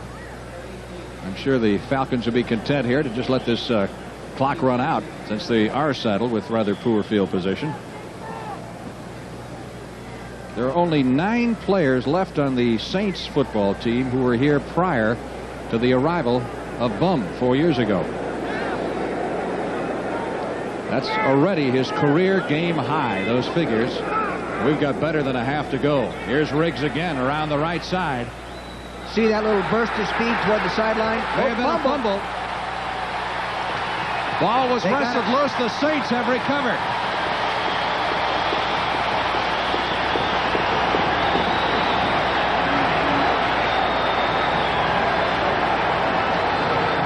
Gary was shaken up on the play, number 20. Watch the fullback now. He tucks it underneath there. He's got it in his right arm. He thought about cutting back. Now he uses his speed coming inside out on him. There's Ricky. There he is, Jackson, number 57. Russell Gary's going to go over and scramble for the football. I could not see it go out, but it's obvious that it's out of there.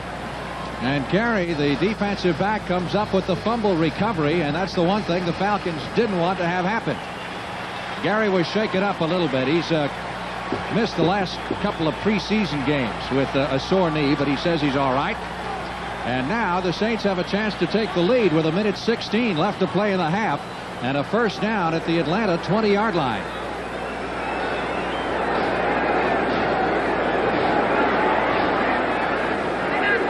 Richard Todd pitching to Rogers. Guyson leading the interference, and Rogers is down to the 15. Picked up 5, John Rady, number 59, on the tackle. Atlanta has changed their defense over on the tight end side in front of Hobie Brenner now. They're moving the defensive end out on him, who's a big, strong man, and moving the linebacker back inside. Hobie still did a pretty good job of blocking on Don Smith, number 65. Well, they like that left side, don't they, the Saints? Yes, they do. They have Dave LaFari over there and Brad Edelman, 2 fine football players, and they're going to run behind them. Timeout. Saints are on the move. They have a 2nd down, 4. There's your timeout situation. Saints have only 1 left. New Orleans operating from the Atlanta 15, trying to capitalize on this turnover. Richard, that time we had a flag, and I have to believe that Gary Burley was a little anxious, over anxious. A little anxious here, playing his first game with this new team. Going to impress people. Offside, Atlanta, as Burley tried to blow through there before the ball was snapped. Watch the right corner of your screen, right down the right corner of your screen. He's coming from the tackle position. Oh, a little early. Go back there, Burley. Todd saying, what are you doing here? Get away from me. That'll move it down to the 10. And will give the Saints a first down. They have 1 timeout left, 1:06 remaining in the half. They trail by 5, 19-14. Todd goes to Guyson up the middle, and Hokie Guyson takes it to the 4. Hurry up offense for the Saints. They have 1 timeout left. The clock is moving. That's the time remaining in the first half. 2nd and goal from the 4-yard line. Rogers, left side. Rogers is over. Touchdown.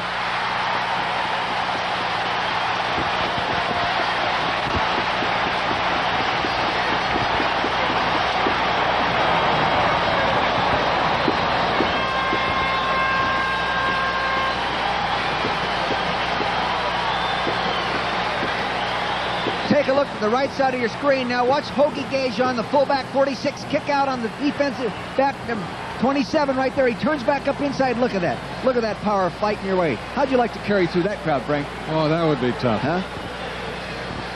Kenny Johnson was in on there. Tommy Pridemore, 27, trying to get up there and make the play. Couldn't get at it. Anderson with the extra point effort is good with 41 seconds to go.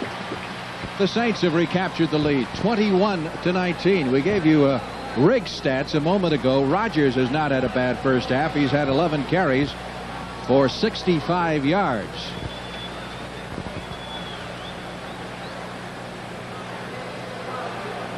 So things interesting here at the Louisiana Superdome. These teams have played some great football games in the past. This looks like it's going to be another one.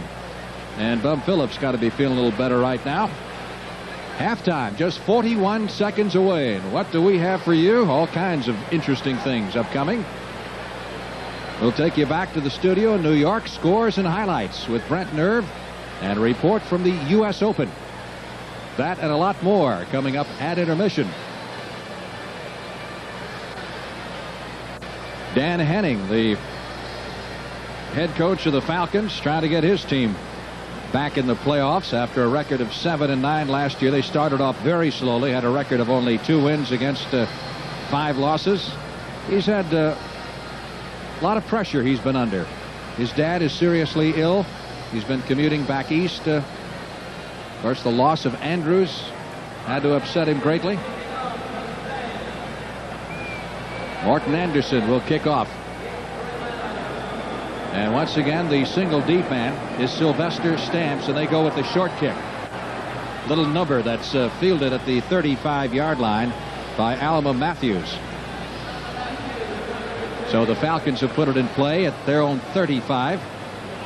Coming up next Sunday on CBS, a full schedule of NFL games highlighted by the matchup between the Dallas Cowboys and the New York Giants. Giants are ahead of the Eagles right now in their opening game. Cowboys, of course, don't play until tomorrow, but we'll get a first-hand look at the quarterback controversy in Dallas on the NFL Today as Phyllis George talks to Gary Hogeboom. And for those of you not watching that game, you fans of the Falcons and the Saints will see your own teams at 12:30 Eastern Time. We'll be in Atlanta next week, Frank, doing That's right. First and 10 at the 34-yard line. Barkowski comes out throwing. Another penalty marker goes down as he hits White Shoes over on the far sideline for just a couple of yards on the play. They might have called an illegal chuck. I'm not sure. No, illegal movement. Huh? Yeah. This will be the 10th penalty against Atlanta in the first half. I mean, that's more than you usually get in a ball game. It really is. It's way above average, and I think it's above average for them. They use a lot of formations, do a lot of things in terms of movement. The man in motion, number 85, was going forward at the snap. 5-yard penalty. The more things you do like that, the more things you expose yourself. Alfred Jackson, number 85, is the man the referee Gene Barth was talking about. Look what happened when he started to go forward a little early. See him turn up early right there? Now watch this. Go boom right up underneath the chin. That is a legal chuck inside that 5-yard zone. Courtesy of Ricky Jackson. First down, 15. Again, it's Jackson in motion. This time the handoff to Lynn Kane. And Kane is out to the 35 to the 38-yard line, as it now appears. That the Falcons going to let the clock run out. What a first half. 2-point ball game. 21-19. The Saints leading the Falcons. It is back and forth, back and forth. Bartkowski is really good in these situations, and New Orleans can't afford to relax, regardless of the 26-second situation. He has won 7 games in his career, Frank, with the final drive of the game. You know, he has the great poise, the great experience, and you've got to be careful relaxing and relying on the clock to stop the offense. It won't happen. Well, the Falcons have apparently called a timeout, so maybe they're going to go with one of these Big Ben type plays or something. I don't know. They won a great big game down here in 1980 on a Hail Mary. I was here. I was coaching, and I remember Atlanta that kept them going toward the playoff race. Remember the last time you were in this stadium? Yeah. Remember that? We just saw that guy go in motion and go illegal procedure going forward. That happened to us here, and it cost us a touchdown in the Super Bowl. In the Superdome. against the Raiders. The old Oakland Raiders, now the Los Angeles Raiders. Now Bartkowski has got his marching orders. Second down, 5 needed for the first down. Falcons at their 39. That's the time left in the first half. And should they choose to use them, the Falcons have 2 timeouts left. White Shoes in motion. He's going to air it out. Goes over the middle to Billy White Shoes Johnson at the 49-yard line. And they'll stop it. Falcons use yet another timeout, which will leave them with 1. Remember, they have a very fine field goal kicker in Mick Luckhurst. The guy is very good field goal kicker. In fact, in the preseason, he is 2 from 2 between the 40 and the 49, so he can kick that long field goal. Again, Bartkowski over to get his instructions from his head coach, Dan Henning. Bart, yesterday, when we talked to him, he indicated after he gets out of football, he is thinking very seriously of going into the ministry. He's very involved with kids. And by the way, he wanted us to make sure that we said hello to his youngster, Phil. 3-year-old. Yeah, birthday was it, or just wanted to say hello? What was it? I think he said it's the first time he's watched the ball game and knows what's going on. At 3 years old, he could watch the ball game and understand what his dad does for a living. That's right. I think Bart said not so much as a professional in the ministry, just as a layman, contribute his time and efforts to helping young people. And he feels that the more people that have established themselves like he has as a so-called sports celebrity should be trying to make this contribution. If they get close enough, maybe they'll let Luckers try that drop kick, which he did in the Denver preseason game on an extra point try. Confused everybody. The opposition, the officials. As it turned out, the kick was no good, but Henning says he could kick that drop kick from 50 yards. Running. He can do it running as well. He was practicing in pregame warm-up. First down for the Falcons at their 49. 18 seconds left in the half. Bartkowski goes over the middle to White Shoes. 50, 45, down to the 42-yard line. Clock continues to roll now inside of 10 seconds. They do have 1 timeout left. I don't know if they're going to get this play off. Now they're going to stop it. We have a tape of that drop kick. This is something you probably haven't seen in the National Football League maybe in years and years. There's Luckhurst, number 18, standing right between Petts and Dan Henning. Now watch this. The ball is a direct snap back to him. Now some of you fans that watched football as a kid 35, 40 years ago might have seen this. I have never seen it in a football game. Now he drops it down. It's a legal kick. Up it goes. It's over the right corner of the goalpost. No good. Can you imagine if he'd have made that thing? Well, it confused the officials a little bit, and they finally got their act together, and they said it was no good. But who knows? You know, the reason they don't do it now is because the football is a different shape. Yeah, the football is not as round as it used to be. And Henning said, if we can't do something like that to have fun in the preseason, when can we do it? You know, good point. Falcons are out of timeouts now, so we are down to the last play of the first half, and this is about the spot, as I remember. And I was here in 1980 for that game where he unloaded that big man, had all the wide receivers to the right side, threw it down toward the end zone, and he batted it around on about the 5-yard line, and Jackson came down with it for a touchdown that won the ball game for him. The problem with the Falcons in regard to wide receivers is most of the wide receivers are in that 6-foot range and less, the 5'10", 5'11" range, and they don't have that big, tall 6'5" wide receiver. They could put a tight end or Benson out there, 87. Yeah, they have. He's a 6'3" guy. Now they got 2 wideouts to the left and 1 to the right. Last play of the first half. Bartkowski lets it go into the end zone. Actually, short of the end zone. It is knocked down, intended for Bailey out there, but he had no shot. Tell you, he hit that play last year against Green Bay at the end of the season. Remember, to Stacey Bailey? That's the end of the first half here in New Orleans with the Saints leading the Falcons 21-19. Quality and the value that make up today's Chevrolet. Apple Computer, makers of the new Apple IIc, a serious computer of incredible proportions. And by Quaker State Motor Oil, now in new easy-to-pour and easy-to-reseal plastic bottles.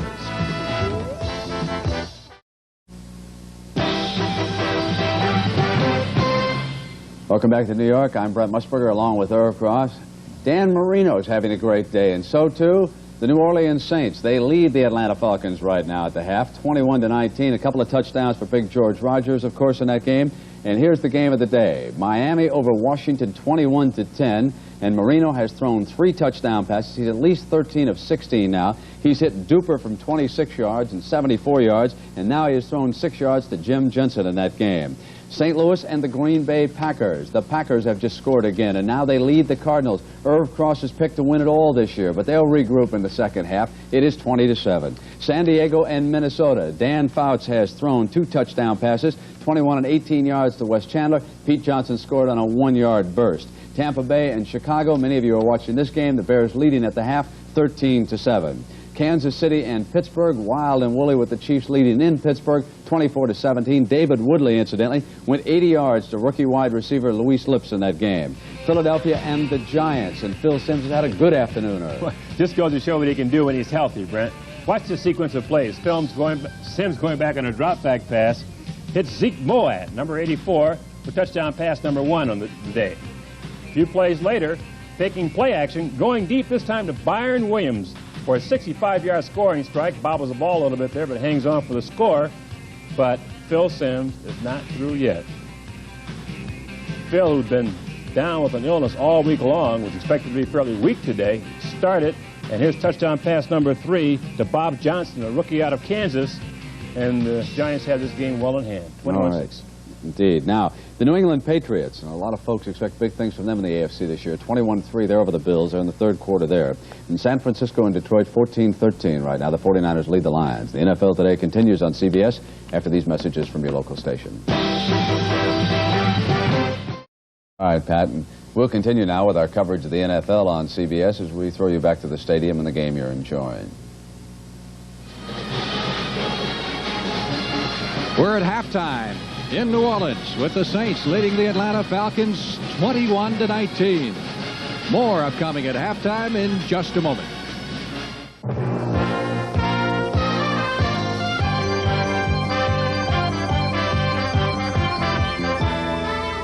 CBS Sports coverage of the National Football League is sponsored by Isuzu, maker of fine cars and trucks. Delta Faucet, when they're on, they're on. When they're off, they're off. And by Wagner, the right tool for painting. It has been a seesaw first half of football here in New Orleans with the Saints leading the Atlanta Falcons 21-19. Let's take a look at some of the highlights. Atlanta led 5-0 early. Then George Rogers put the Saints ahead with a short run for a touchdown. Here he goes. This is the one he took the ball, turned up inside now. He reaches out with his right hand, the ball in his right hand. See this? He's in the crowd. Now watch the ball as he sticks it in the end. Doesn't look like he's going to get there. Now watch the ball. There it is. Touchdown. Saints leading 7-5 at that point, and Atlanta regaining the lead. This Alfred Jackson touchdown reception. There he is driving deep. Now watch him come back to the ball. David Waymer, 44, comes up to make the tackle. Misses the tackle. Now Alfred Jackson, who they missed for a number of the games last year. Look at the big play he's making. He's going to run it in for the score. Is it a touchdown? Very controversial call. They rule it is, and Atlanta leads 12-7. Then Tyrone Young of the Saints going up high to take a ball away for this touchdown as the Saints go back up in front. Richard Todd lays it up for that big 6'6" guy, and he just goes up on top and takes it away. Look at this. Look at the jumping ability.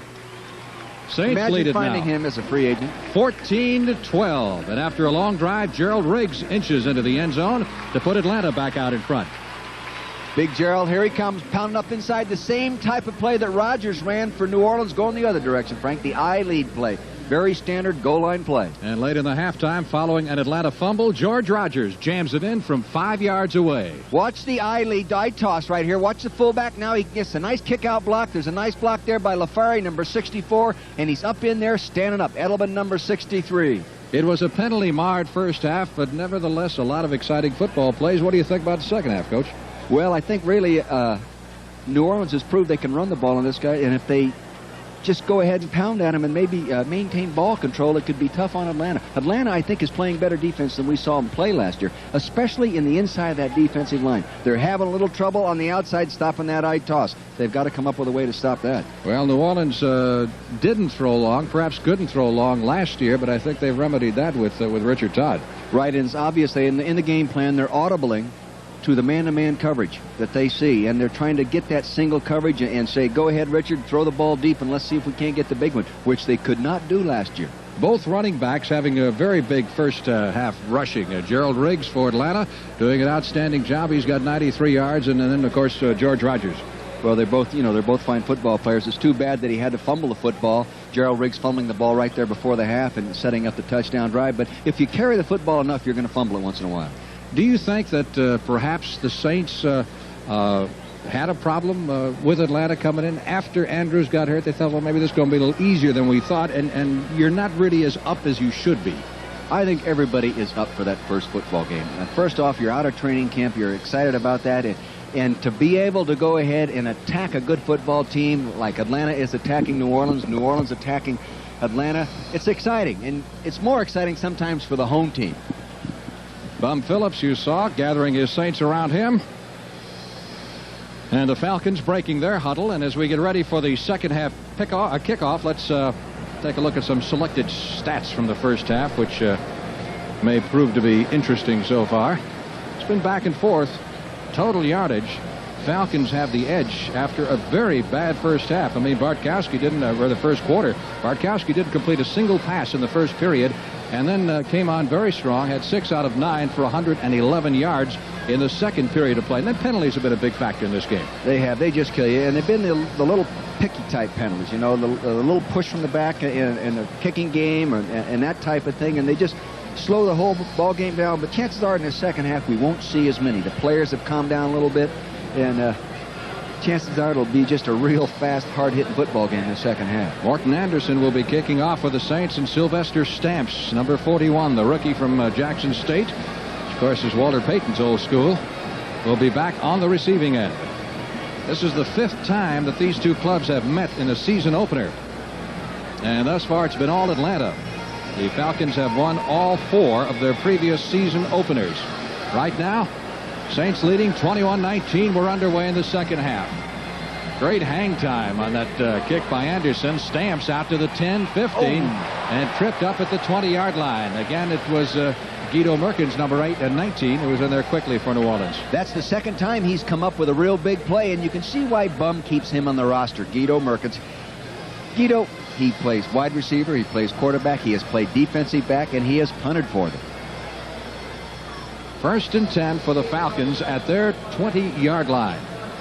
Trailing by 2 as we start the second half of play. Steve Bartkowski at the helm. Steve sat out the last preseason game with a case of the virus last week. That's what he's done so far here in the first half of play. Well, they start where they left off, but they've not quite as much success sending Riggs over the right side. Dennis Winston stacks him up after virtually no gain of the play. They started right out with that H-back in motion trying to trap the nose guard, and got a nice block on the nose guard, but the other defenders, notably Bruce Clark, did a nice job of filling it. Give him a yard on the play. Called it 2nd down 9 for the Falcons at their 21-yard line. Mike Ken there, the offensive tackle. Veteran Pro Bowler, one of the best offensive linemen in the National Football League. Jackson to the left side, Bailey to the right. White Shoes Johnson in motion on the passing situation. They go out to Bailey. Bailey, 25, and is stopped just shy of the 30-yard line by Dave Weimer, number 44, the left cornerback. That's a very interesting play. They fake inside and bring both linemen, the offensive right tackle, Brett Miller, number 62, and John Scully, 61, out in front of the wide receiver and run a quick screen. It's a very successful offensive play in terms of yardage per attempt through a season. They're looking at about 1.5 yards for the first down. 3rd down, little more than a yard at the 29-yard line.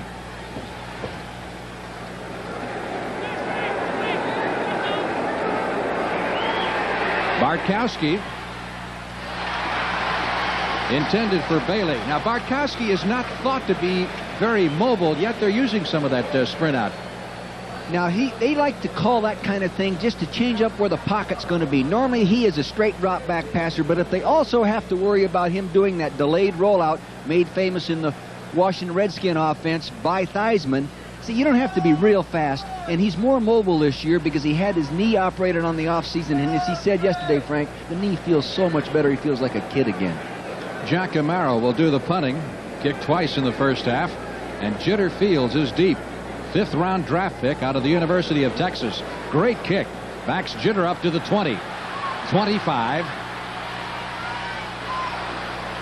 This little man reminds Bum Phillips, he told us yesterday, a great deal of Roaches. Young man he had at Houston who is just an excellent kick returner. Timeout following a 51-yard punt. Saints' first offensive possession of the second half. They lead it 21-19. They have a 1st and 10 at their 33-yard line after the 13-yard punt return by Jitter Fields. Richard Todd has gone all the way quarterback.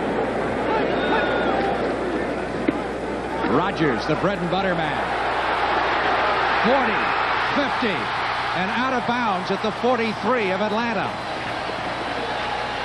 He is some horse. Oh, he is a horse, but I'll tell you, the key to that was the great block by the tight end on John Rady, the outside linebacker, number 59. Watch the tight end right here come right out here and block that linebacker. The fullback comes and he blocks the safety who's coming up there. He runs it outside and comes right up in there. How do you like that hen scratch? Take a look at this one. Now watch the tight end blocking the linebacker. Look at he annihilates him right there. He still owns him, knocking him off the ball. Rodgers comes up with his big strength and speed, and he's down the sideline. How'd you like to be able to run that fast at 225 pounds? 1st and 10 at the 43. That's a 24-yard pickup for George Rodgers. He now has 89 yards rushing in the ball game, and here he goes again, or tries to. This time the Falcons are ready for him and stop him at the 45 for a loss of a couple of yards. Rick Bryan, the rookie tackle, #1 draft choice, combining with Tom Pridemore. Takes more than one to bring Rodgers down. Look at that big guy. You know, he was a 3-time All-Big 8 academic player. I mean, a real smart guy.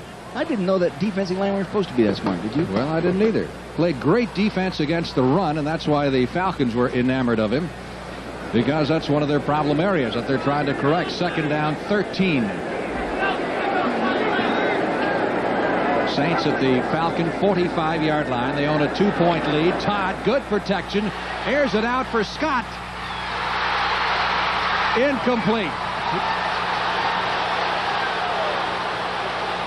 They rule it incomplete. I thought he had it for a moment, but he did. He went up. It looked like he had it, but then when he came down. Now watch him at the left-hand side of your screen. Number 80, Scott. He's going one-on-one here with James Britt, number 26. Now he turns and runs. Britt can really run fast, but he can't turn real well. Here's 37, Kenny Johnson coming over to make the play. Scott has it. Does he keep it? You call it, Frank. Came out when it hit the ground. Yeah. Looked like to me. Evidently did not have it. It's ruled an incompleted forward pass. That'll set up 3rd and 12. Well, Lindsey Scott has got to be happy to see Todd in a New Orleans uniform, the way he can throw long. Well, the other thing here's an audible again. Here's an audible. See the back move up to pick up the dogging linebacker. They bluff it. Wilson, incomplete, couldn't hold it. Atlanta did a good thing, Frank. They went up and faked the safety blitzers and the linebacker dogs and then backed out. Todd audibled, and then they didn't do it. Good defense by Atlanta. So that puts the Saints in a punting situation. New Orleans, 17 years in the National Football League, still looking for their first playoff berth. You know, I think if if New Orleans right now forgot they could pass and just kept running that big horse, Atlanta might have a hard time getting the ball back. Anson will do the punting, and White Shoes is back there deep. He had a great first half returning. Anson, a rookie from Sioux Falls. Try to kick it out of bounds, Frank. Bum Phillips says that's one of his strong suits and why they kept him instead of Erxley. Oh. And he did it that time as he nailed it at the 4.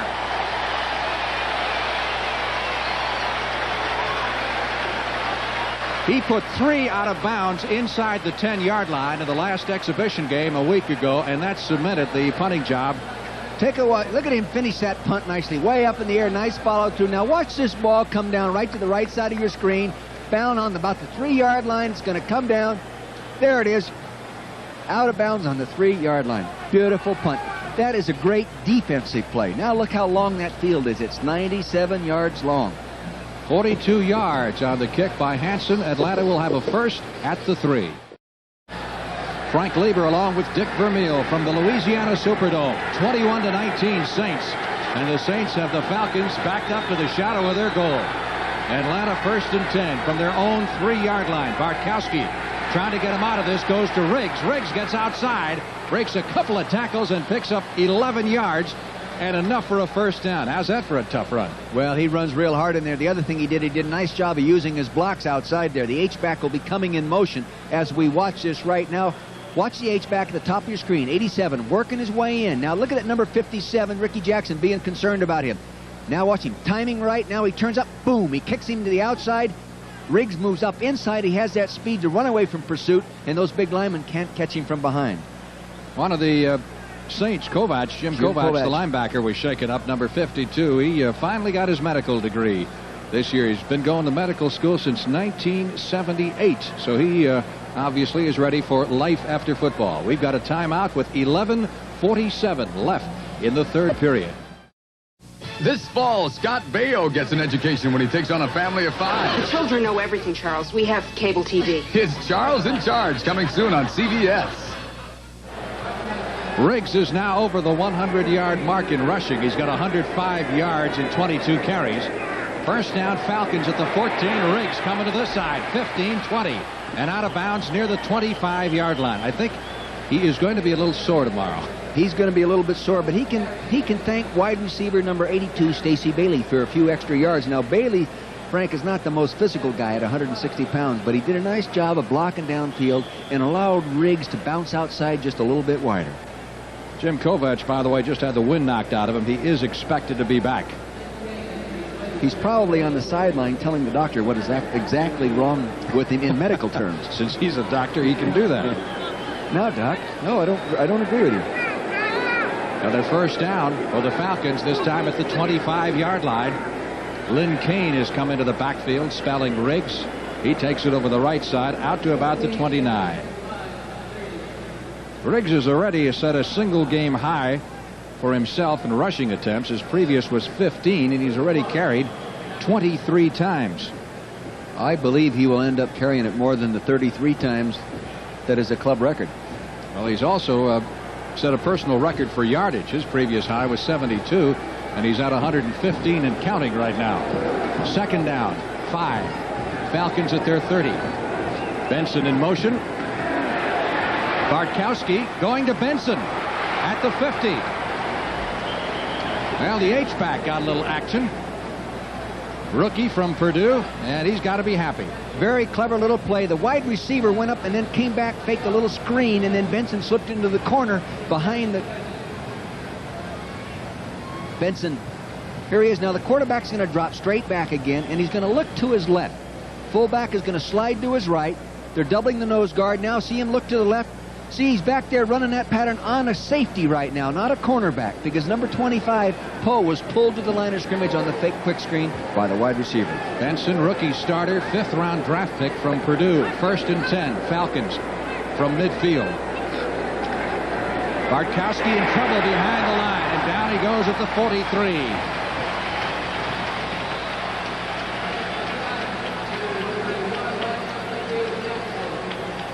Bartkowski wanted to set real short, see that, and let go ball quickly, but it was covered, and there's the defense. Didn't have time to regroup. Frank Waddle coming in on a safety blitz. Look at the signal there. Oop, that's a long stretch with a watch chain. No? Roy Harris, the rookie lineman for the Falcons, will miss the rest of the game with a sprained ankle. Second down, 18 for the Falcons at their 42. Unbalanced line. Neither side has scored here in the second half. Delay, handoff to Kane. Gets to the 46. You notice how, Frank, that the Atlanta is slipping Lynn Kane in the long yardage situation? He is a very good broken field runner. He can make the long run, and for a period of about 3 years, he had the longest run from line of scrimmage. Played his college football at Southern Cal, where he understudied Charles White, who went on to win the Heisman Trophy. He had a 900-yard year for the Falcons back in 1980. He picked up 915. Coached against, recruited him out of junior college. He was a junior college state player of the year. And third down, USC. 14 needed for the first for the Falcons at their 46. Bartkowski back to throw. Protection is excellent. Gets it away and completes it to Bailey. Let's see if the ruling was inbounds. Yes. Oh, he's inbounds. He's inbounds at the 32-yard line. First down. Falcons at the Saint 32. They're doing a real good job. Now take a look at the secondary, the two defenders standing to the left of your screen. They're playing a two-deep zone right now. Now the other receivers are going to hold the corners up close. Now see the number 25 to the right side of your screen, and he hits the crease in the zone between the defender rotated up and that deep safety. Well conceived offensive play and extremely well executed. 23-yard pickup on the play and another Atlanta first down at the Saints 32-yard line. Jackson and Bailey both wide to the left side. Benson in motion. The nice fake by Bartkowski goes down deep. Intended for Bailey in the end zone. Couldn't catch up to it. Again, the unbalanced line. See, they like to use that and try to create the mistake by the defense and then incorporate movement with one of their backs or wide receivers. In this case, it was the H-back, number 87. Bailey, the successor to the department, Alfred Jenkins, they put him in the lineup last year. First 3 starts, he had 100 yards receiving in each game, so they knew they had something. Other scores. Mackerel. Miami is putting it on the Redskins in the 3rd period. Packers leading St. Louis. That's a 4th period score. San Diego and Minnesota are in the 3rd. Our score 21-19. Saints lead it. 2nd and 10. Kane on the sweep. Cuts back upfield. Crosses the 30 to about the 29, and then he is shoved back after a pickup of no more than 2 yards. Bruce Clark, number 75, former number 1 draft pick of the Packers. And Winston was shaken up on the play. Now Winston is the right linebacker, number 56. See him standing there right in the middle of your screen. Now see him sliding with the play, moving inside out. Good linebacker technique. He does a nice job of avoiding right there. He's still moving inside out on the play, waiting for something to turn up inside. Here he comes inside out on it. It looked like when he made contact with his helmet, the two helmets made contact with each other and sort of stung him. Maybe knocked him out or knocked him dizzy. He looks stunned for sure, and we've got a timeout. Saints leading the Falcons 21-19. Dirt Winston trying to clear a few cobwebs. Obviously had his bell rung on that last play, but he appears to be none the worse for the experience. Yeah, he's a little dizzy right now. But 3rd down. Falcons need 8 for the first down. They're at the Saints 29. They trail by 2 with 8:51 left in the 3rd. White Shoes in motion, almost falls down. Bartkowski stands strong in the pocket and hits White Shoes out of bounds. He goes at the 20-yard line. Boy, that is tough when you're isolated one-on-one on that guy. Johnny Poe, number 25, was isolated him short in that nickel coverage, and it's really tough to cover him like that. Comeback player of the year. Now watch him go in motion. Poe is moving to the left of your screen now. Now Bart's going to turn to his left. He's looking in the middle, freezes it. Now he lays it out there to the left. Now see the gap he had created by breaking away from the defender. First down, moving the ball. Sometimes they'll call that as a penalty, Frank. White Shoes may be 32, but he can still play. That's a first down for the Falcons at the 20 of the Saints. Riggs, who is back in there, carries to the 15, perhaps the 14-yard line. Bruce Clark makes the stop. That offensive line is becoming a little more physical in this drive. They're really coming off the ball. You know, they're big people up there with Brett Miller, the fine young lineman, and John Scully, the musician there at right guard, and then the old veteran, Jeff Van Note. Van Note, the center in his 16th year in the National Football League, is the oldest active offensive lineman in the NFL. 2nd down, 5. Falcons from the 14-yard line, straight up the middle. Riggs fighting and slashing his way inside the 10 to about the 8-yard line, and that is going to be good for another first down. It'll be 1st and goal to go for the Falcons. I'm not so sure that they didn't use an influence block in the inside and sort of sucker the defensive rookie tackle in there, Don Thorpe. Now watch the center, Jeff Van Note, right there. See him right now? They came around and doubled on him. That's what they did, a nice trap block. Tillman, number 68, goes on up and picks off the linebacker. They did a nice job of doubling the nose. For a second there, Frank, I thought they'd influenced him, but they put 2 guys on him. Time remaining in the 3rd period as the Falcons try to reclaim the lead. First down, goal to go from the 8-yard line. Flag down as Lynn Kane takes the handoff and goes to the 4. But once again, the marker was dropped. Might have been moving forward when the ball was snapped. The motion man. Illegal movement, yeah. Against Atlanta, that'll cost him 5. Yeah. See, Atlanta has 2 tight ends in there now, 1 wide receiver and their H-back. And their H-back is more like a tight end than he is a running back. Illegal motion, number 49. The man in motion was going forward at the snap.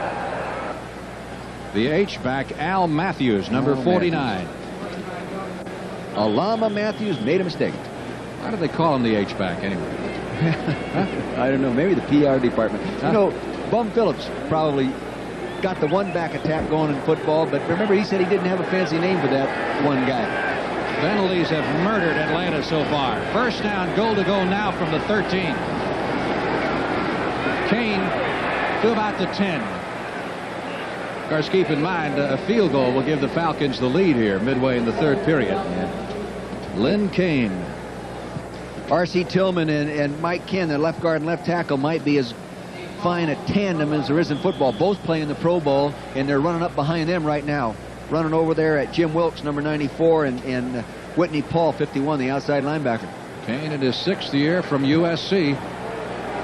Again, giving Riggs a spell. Second down, goal to go. Now from the 10. Again, it's Kane. Not much room over the left side. Boy, they swarm. They will come after you. They fly around that field. Saints defense, which set 8 team defensive records last year, and were number 2 overall in the National Football League. Number 1 against the pass. This team that Bum is building in New Orleans, very much like his Houston team. Yeah. Strong arm quarterback, good running back, stout defense. Yeah, and then the offensive line coming along. And now I think that the added dimension of Todd getting the ball deep and that kind of thing will maybe put him into the playoffs. Next to Bum there on his left is his son Wade, who is the defensive coordinator. 3rd down, goal to go from the 10. White shoes in motion, flag down. Bartkowski trying to get it out to Jackson. Well, there was 2 flags, one at the line of scrimmage as the ball was snapped. It could be offsetting penalties. But they allowed Jackson no room at all to get to the end zone. We have a defender down out there that got tied up in that bump and run coverage. Dave Waymer, number 44. He hurt his knee.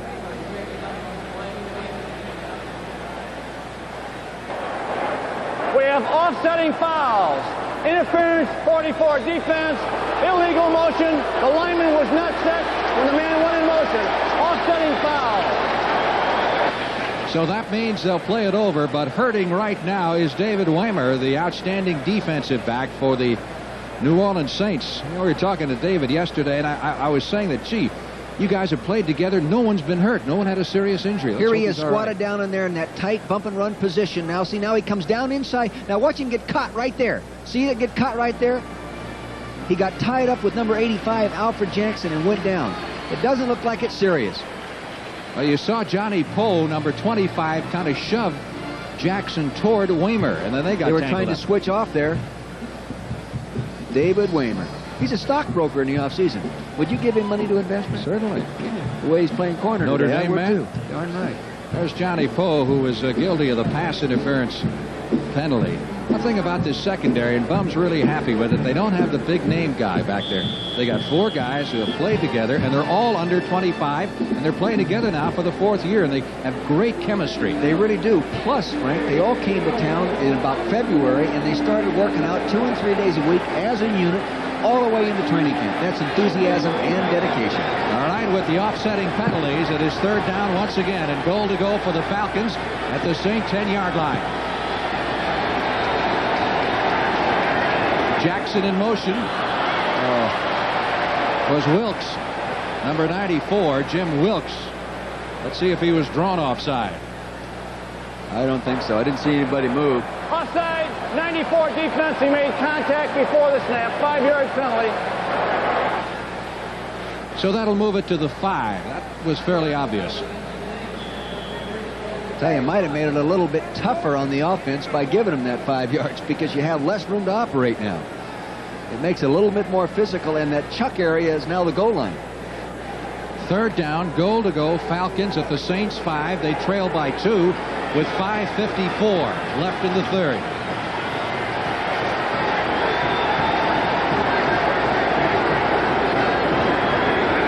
Bartkowski puts the floater out there at 6 points. Stacy Bailey. Well, they went after the right guy.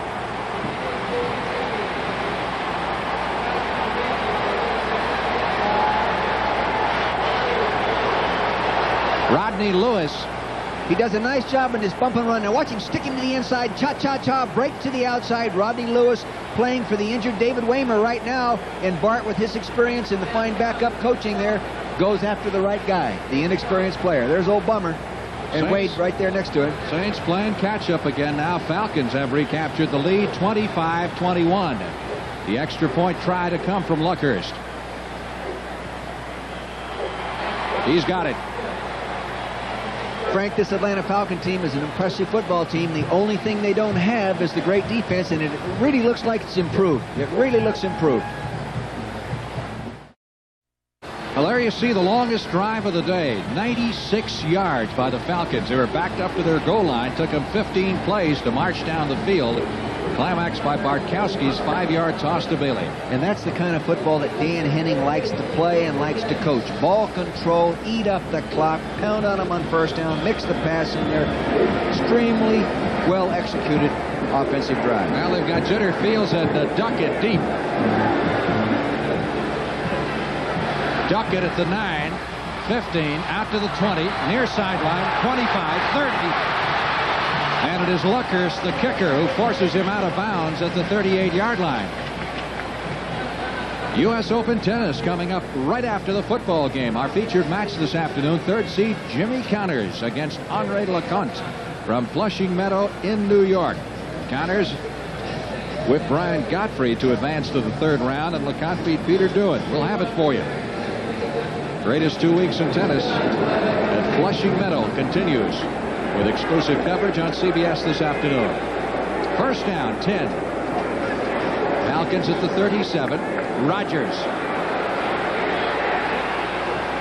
They slowed him down before he got to the line of scrimmage that time.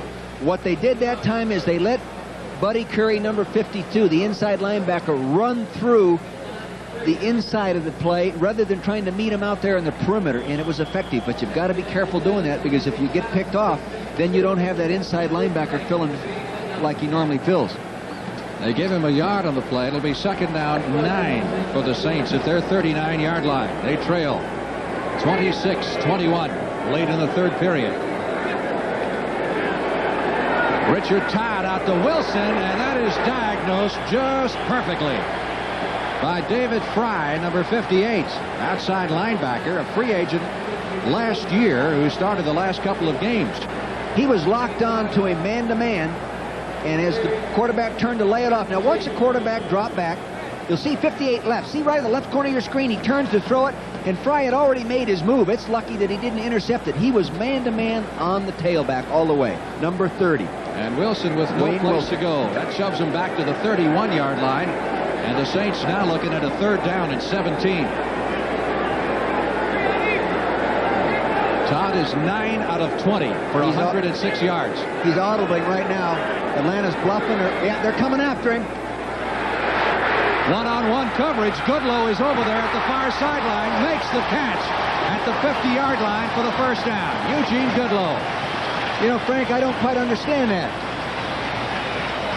You're ahead in the football game, 21-6. You've got them 3rd and real long. Why safety blitz them? Put these people one-on-one. Now look at the receiver come give him a little juke to the inside, turns to the outside. Britt can't get over there to make the play. The ball was thrown right where it had to be thrown. He had good pressure on him and everything like that, but gosh, I don't know. There's always differences in philosophies, I'm sure. Goodlow, outstanding receiver, left school at Kansas State after his sophomore year when they fired the coaching staff and went to play in Canada. So the Saints had to wait several years on him in his graduating class. Left school, they could draft him. 1st and 10 from the 49 of Atlanta. Rogers stacked up at the line of scrimmage. Boy, that defensive front is a lot more solid than it was last year.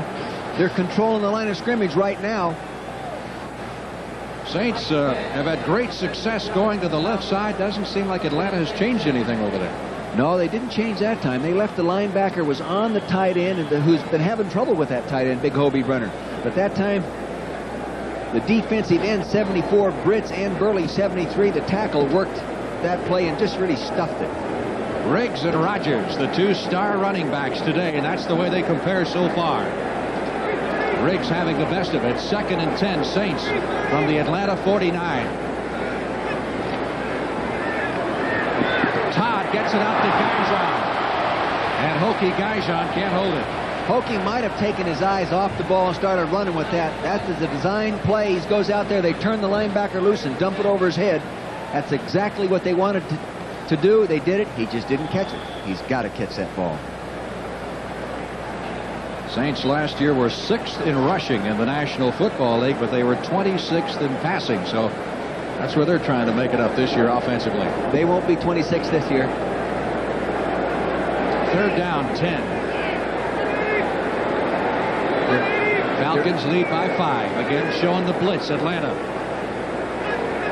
Well, they're bluffing this time.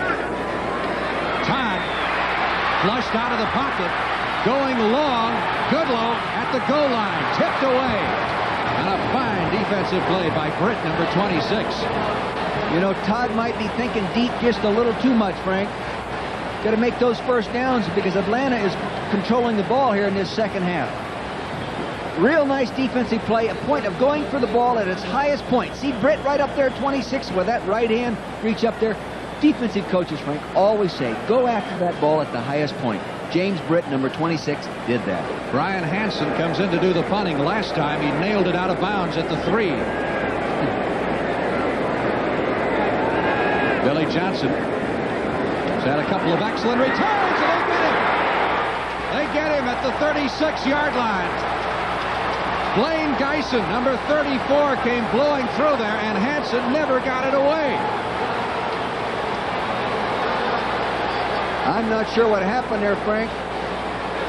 He doesn't get a chance. Go ahead, punt it, punt it. No. He did some job, Geison, of hurdling the blocker. There's a better look of it right now. See the guy coming around the outside right there, number 34, Geison? He gets a little piece up by the defender. Looked like he should have gone ahead, moved forward, and punted it. It was Terry Hogue, the former Georgia star, who tried to block Geison and got just a piece of him. The Falcons have excellent field position at the 37-yard line of the Saints. Riggs up the middle, down to the 32. Well, he's a rookie, right? You kept the rookie, you got to pay the price every once in a while. Well, maybe, no, that's, I don't know if it's a mistake or not, but it looked like from the sideline angle anyway that when he saw that pressure and the guy dive in the air, if he could have just moved forward, but maybe he was too far into the action of punting. That's the time remaining in the 3rd period. I thought Hansen kind of froze. I mean, he saw him coming and he just froze. Yeah. I think they're going to go ahead. They're gaining momentum right now, Frank, and just drive the football at him. Just keep punching at him. That offensive line's coming off the ball. Here they are in the unbalanced. No, excuse me, not unbalanced. 2nd down, 5 at the 32-yard line. Riggs behind the line. Getting a little too fancy. Tried to do a little dance back there, and Reggie Lewis. Well, that was an intricate play with the H-back coming all the way across to get the block, and it didn't time out right. Nice play by the defender, Ricky Jackson. So it'll be 3rd down now, and 6 needed for the 1st down. Atlanta has really done a job on New Orleans statistically in total offense.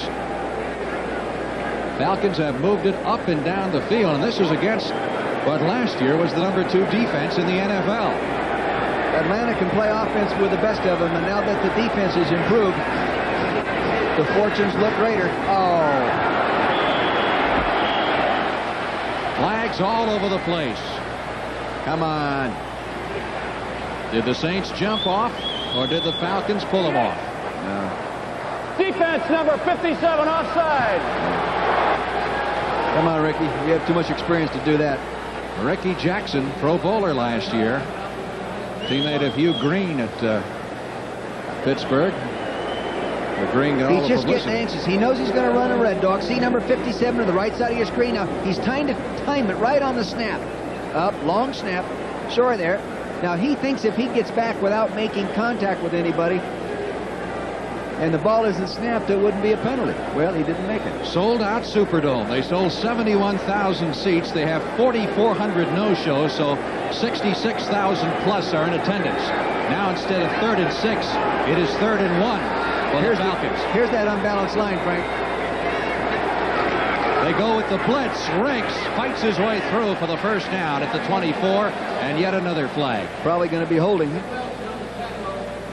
See, with that unbalanced line, they get the two big tackles lined up side by side. That means you have 280 pounds lined up next to 270 pounds coming off the ball. 94 defense, 5-yard face mask penalty, first down. Jim Wilkes, the defensive lineman for the Saints, guilty of the face mask call. Would have been a first down either way.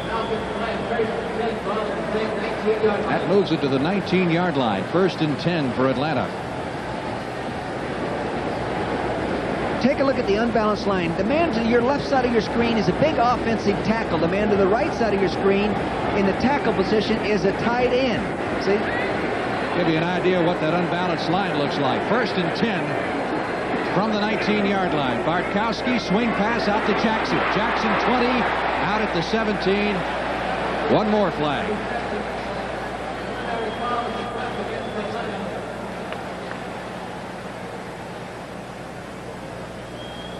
This one will go against Atlanta. This will be the 12th penalty in the ball game on the Atlanta Falcons. The Saints have been penalized 7 times. Here's the call from Gene Barth. 49 offense holding, still first down. Al Matthews, the H-back in the Atlanta offense, guilty of the holding call. That'll move it back to the 27-yard line. First down at 20. They're stopping themselves right now, Frank.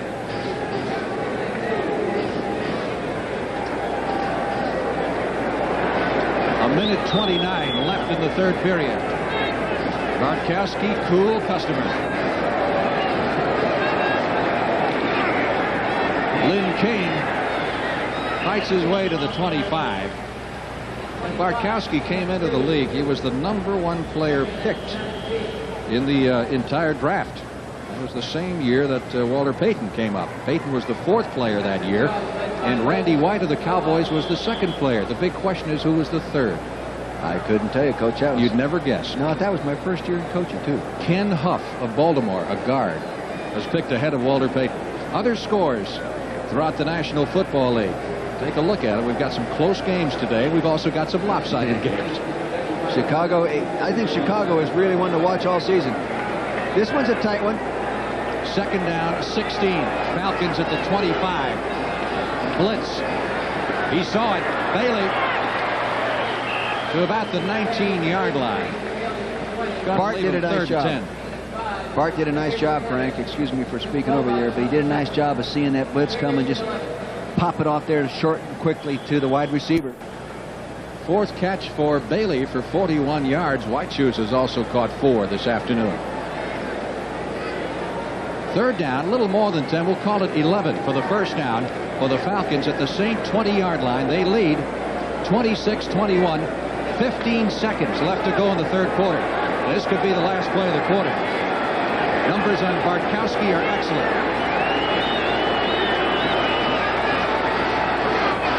Back to throw on 3rd and 11. Wide open at the 5-yard line is Bailey out of bounds. Well, they shove him out at the 7. That's right at the 10-yard marker. Just about got the yardage needed for the first down as time runs out here in the 3rd period. Now look at the wide receiver to your right, Bailey. Now watch him come off the football. Now he's going to drive the man deep, shoulders forward. Now look at Dave, 29. Look at him now. Lewis is going to be driven back. Now he comes back for the football again. Very fine technique and a very fine throw. Now they're working where Dave Waymer normally plays over there. The starting corner who's not playing. Rodney Lewis, they're a backup corner, and they're working on him. That's the end of the 3rd quarter with the score. Falcons 26, Saints 21. We now pause for a word from your local station. Revving engines.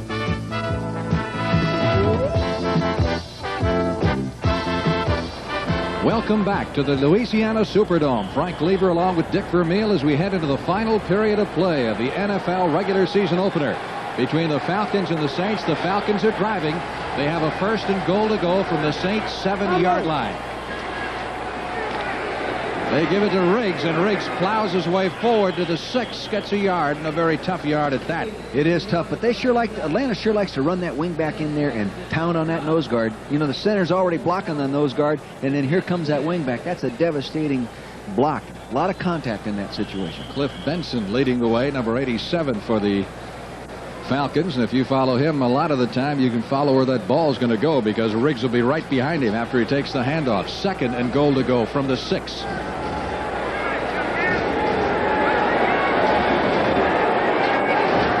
Benson again in motion. Riggs right behind him down to about the 2. You recall that Atlanta took over on the 37-yard line after Hansen failed to get that punt away. And so they've had a short distance to go on this drive, in contrast to the last drive, which they went 96 yards. Falcons 6 out of 11 in third down conversions, but significant in that they've made the last 5 third down conversions in a row.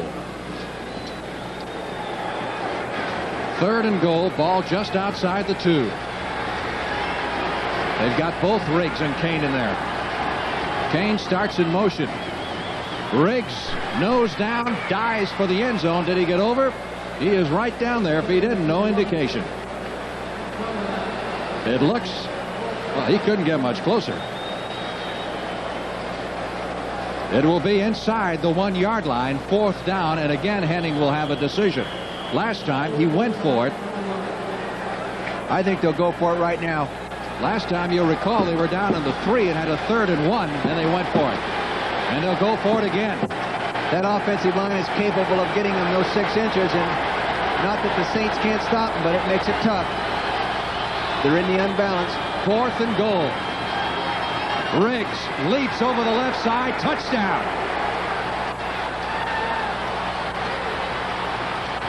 Boy, that was close. So the Falcons put back-to-back scores on the Saints. This has been a back-and-forth ball game. One side scores, and then the other. It's first time that one team has scored twice in a row. Look at Lane Kane, 21's going to block out. Now watch him dive up in the air. There he is. He is in the end zone. There's a touchdown. He got up over the top as the offensive lineman fired out low to bring the defenders down. So it'll be up to Mr. Luckhurst now to tack on the extra point with 13 minutes and 11 seconds left to play in this football game. And the Falcons holding a 32-21 advantage. Mike Morosky, the backup quarterback, is the holder. The kick is good. And the Falcons have scored 33 on one of the top defenses in the National Football League. Timeout. A relatively short drive for the Falcons, set up when Hansen, the rookie, couldn't get the punt off for the Saints, and climaxed by Riggs' 1-yard run. So the Falcons have the biggest lead of this ball game right now. 12-point advantage with 13:11 to go. Luckhurst will kick to either Duckett on the left or Fields on the right. They're overloading the one side and they're going to kick to the right side of the field here and defense that side only. Jitter fields it at the 5. Comes back toward the middle. 10, 15, 20, 25.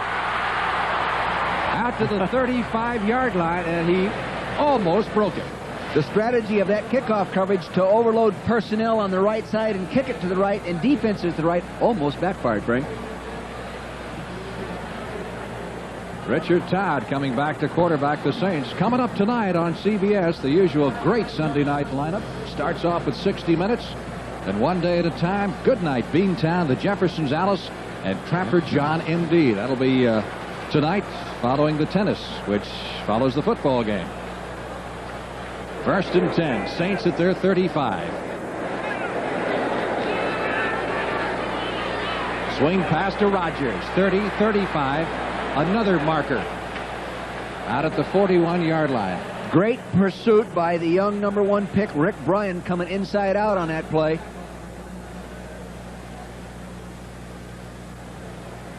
Calvin Clark. Mike Pitts is down on the field right now, the defensive left end. Clark may have been the guilty party here. Let's see. For the Saints, that's another guy they can't really afford to lose because they don't have the depth there. Pitts, #1 draft pick a year ago from Alabama. Illegal use of the hands, number 68 out, man.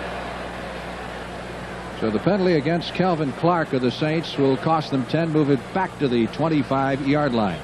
Kelvin Clark is the right guard in this situation, coming out on the right-hand side of your screen. We're going to see if he can get a block. See him coming in the middle of your screen there right now. Now watch. Yeah, hit him in the back. It is. That's one of those things he could not avoid. It wasn't intentionally done.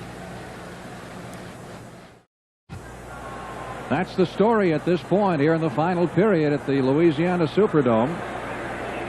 Saints have a 1st and 20 following the holding penalty. Wayne Wilson gets the call, and Wilson out across the 30 to the 35, squirts loose to about the 38.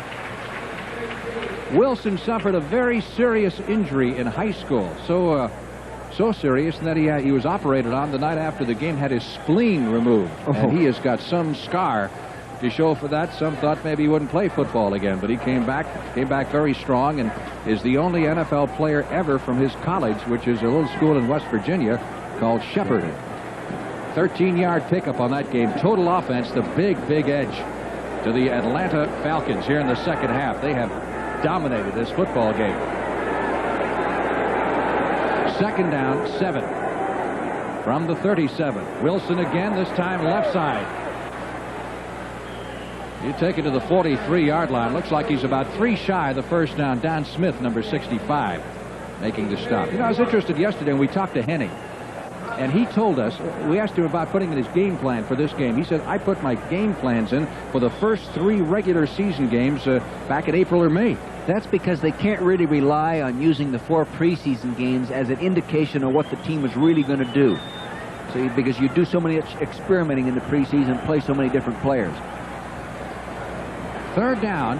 This is a long 1.5 yards. Yep. Big play for the Saints. 3rd and 2 from their 43. Guyjon in motion. They give it to Wilson, and he fights his way close to the first down marker from our angle, and we're just about right on line with the down marker. He didn't make it. I don't think so either. Bum's got a decision now. I think right now the Bum is staying with his game plan, going to pound at him, try to get outside and make the run and keep ball control rather than panic with 11 minutes and 15 seconds left and just start throwing it every down. That's not their style of football. Now he's got a decision to make. Well, it's apparently already been made. It is 4th down and inches needed for the first down. Bum's team trails by 12 with 11 minutes left to play in the football game. Where's George Rogers? I sure as heck want him in there right now.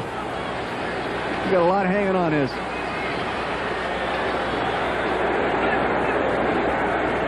Wilson tried to get up over the top, and he did make it. First down, Saints at the 46-yard line. Atlanta was playing very fine short yardage defense, but it's tough to stop that guy from leaping over the top unless a linebacker can time it perfectly and meet him in air. Rodgers, 87 yards rushing in 15 carries. Of course, the leading rusher is Riggs. He's at 141 now in 32 carries. When you're the only back in the backfield, if you're not making a lot of yards, you're in trouble. 1st and 10. Saints at their 46. Todd, sideline throw. Flag is down on Britt, number 26. Got the left hand out there, but apparently made contact with the body on the right side. Well, I know it's not our job to evaluate every decision, Frank, but that looked like good defense from up here. I thought so, too. Now, James Britt is the defensive right corner. You can see him right here. He's being driven back. Now, Goodlow is coming back now. He didn't come back real hard, but now watch this. I guess they call him for getting his right hand on him, but he didn't really use it as a leverage weapon to push the person. The word on Mike Pitts is that he has suffered bruised ribs and probably will not return for this football game. That can be painful. 1st and 10 now. Saints at the 40 of the Atlanta Falcons. Richard Todd, good protection for Scott. Intercepted in the end zone by Bobby Butler. Underthrew him. That's a touchback. And the Falcons will take over at the 20-yard line.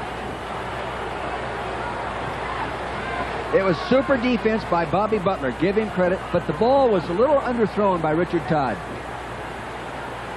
You should always try to put that ball up over the outside shoulder. Now, see now, number 80 right there, Lindsey Scott going to the outside. He should be catching that ball over the outside shoulder if he can. The ball is underthrown, Bryant is right in position to make the play.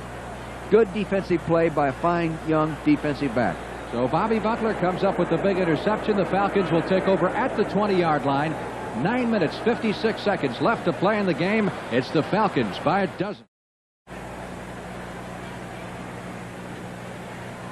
Atlanta appears to be in good shape with a 12-point lead. 9:56 to go in the game following the interception. They have the ball at the 20, and I imagine they'll try to run that clock down some. Yeah, they will. I think this type of situation fits right in with Dan Henning's philosophy. They like to run the ball, especially on first down, and maintain ball control and eat up that yardage. It fits right in. So fake to Riggs this time. Downfield, Waymer intercepts at the 50, 45 to the 42-yard line. That's confusing to me. Waymer, who was injured earlier in the football game, is shaken up again after he came back in.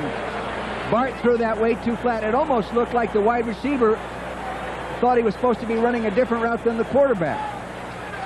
Now, why do you gamble on this? I'm not sure. It was real intricate play action. Everybody thought they'd be running on first down. He's going to look now. I thought he'd throw it a little flat rather than throwing it up high, throwing more like a post pattern, and he wasn't running a post. You can see that Waymer was hurting a little bit right there. He has not been playing. That was the first snap. Now he's on the Last year, Bartkowski threw only 5 interceptions all year. We've got a timeout. Are you ready for mystery? How about murder? Angela Lansbury is ready for both. She's queen of the modern murder mystery in Murder, She Wrote. 1st and 10. Saints fall at the Atlanta 44-yard line. New Orleans trailing by 12, but given a life by that interception. Rodgers down to the 41-yard line. Maybe Dan Henning just wants to give his defense a little more work. What do you think? Well, this is one way to do it. Throwing an interception in the 4th quarter when you're leading and there's only 9 minutes to go. It's a way to give them a little test, you know. Let's see. Both mental and physical test. They've handled it well. That's the time remaining in the football game with the Falcons leading by 12. 2nd and 8. Here's the final score. They did it again. How about that? San Francisco's good. Detroit. That proves what kind of a football game we're going to have next week with Detroit and Atlanta. Detroit's tough. So is San Francisco. 2nd and 8. Kobe Brenner, the tight end, couldn't quite reach it. Kobe is not exactly a gazelle out there, but he had those long strides and tried all the world to get to that football. Kobe was isolated, believe it or not, one-on-one on an outside linebacker, number 56, Al Richardson, and he had him beat to the corner, but Richard just threw that a little bit too hard. If he'd have thrown that one a few minutes ago to Scott just that far to the outside, Scott might have had a touchdown. This one he just overthrew. 3rd and 8 for the Saints. They haven't done real well in 3rd and long. Todd is only 10 out of 25 for 127 yards, and he's had 2 picked off. They're bluffing the dog. They're bluffing the blitz. They're not going to blitz. Todd over the middle goes to Scott, and that's good for a first down at the 22. The speedster from Georgia. In the eyes of some, has been somewhat of a disappointment for the Saints since being a #1 pick. It's a nice square in. Now watch Lindsey Scott, number 80, up there working on Butler, who's turning and runs. See Butler, number 23. Now he gives him a little moves and comes inside. Butler makes the drive for the ball, but not in time. Lindsey Scott comes up with a reception. They were all up bluffing the blitz, and you could tell that they weren't going to blitz because the corners were playing loose into the outside, Frank. Well, Butler got the interception last time. This time it was Scott's turn to come up with the big play. 1st and 10 at the 22. The fake to Rodgers. Sideline throw to Goodlow at the 15. And he'll be dropped at that point. Eugene Goodlow. 3 years in the Canadian League after 2 years of college ball at Kansas State. And he seems to have come into his own as an outstanding receiver in preseason this year. Eugene Goodlow is one of those guys that donates a lot of time to charity in the offseason. You know, there's a lot of guys in the NFL that do that, and we should all take our hats off to him. Goodlow has caught over 100 balls in a single season up in Canada, so he's a good experienced hand, despite the fact it's only his 2nd year with the Saints. 2nd and 3 from the 15. Todd giving to Rodgers. He'll be close for the first down at the 12-yard line. We'll keep a close eye on the clock for you because that certainly becomes a factor here with the Falcons up by 12 points. Saints need to score, and they don't need to waste too much time doing it. 7 minutes and 25 seconds left to play in the football game. That was a nice little trap play. They were going to try to pop up inside. Brad Edelman, the guard, number 63, is going to pull and try to trap the defender, and he doesn't quite get clean. Now, you watch the left guard of your screen here, number 63. See him pull there? Now, he's looking for a man to trap. He couldn't find him. LaFari pulled also with the play, and he turned up inside, made the first down. A lot of men moving in different directions on that play, Frank. On both sides of the ball. Yeah. First and 10 it is for the Saints at the 12-yard line of the Atlanta Falcons. Final score, the Dolphins have put it on the Redskins, the defending NFC champions, 35-17. Our score, 33-21. Atlanta leads it. Rodgers to the 10, to the 7, the 6-yard line goes George Rodgers. Played his college football at South Carolina. Was the #1 pick in the league when he came up.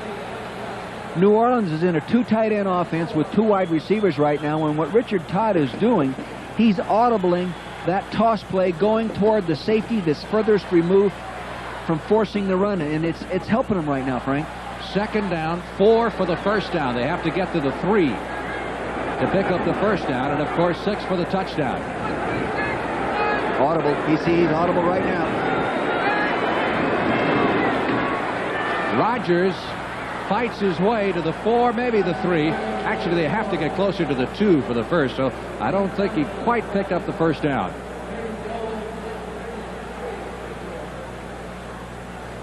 Richard Wilson coming in to the sideline. You know, Saints still are one of the few teams in the NFL that the quarterback is allowed to call most of his plays, although in that case you saw Wilson came in with the play from the bench. I'll tell you, all too often when the quarterback gets help, it's not when he needs it. Here's when he needs it, and they give him help. That's a credit to Bum and his offensive staff. Third down. A long yard needed for the first down. Wilson fights his way forward. I don't believe he made the first, so no. He'll have to, I don't think there's any question, he'll have to go for it now. No. Tom Pridemore, number 27, the strong safety, and James Britt coming up from the corner to make the hit. That shows you how much confidence they have in Wayne Wilson, number 30. You know, you have one of the best running backs in football, and he's sitting on the bench in that situation. Here he comes again now. So Rodgers is coming back in. So Bum Phillips faced with a decision. And they will go for it on fourth down. Less than a yard needed for the first down at the 3. They got to put it in now, and it'd be a good idea to get it done in a hurry.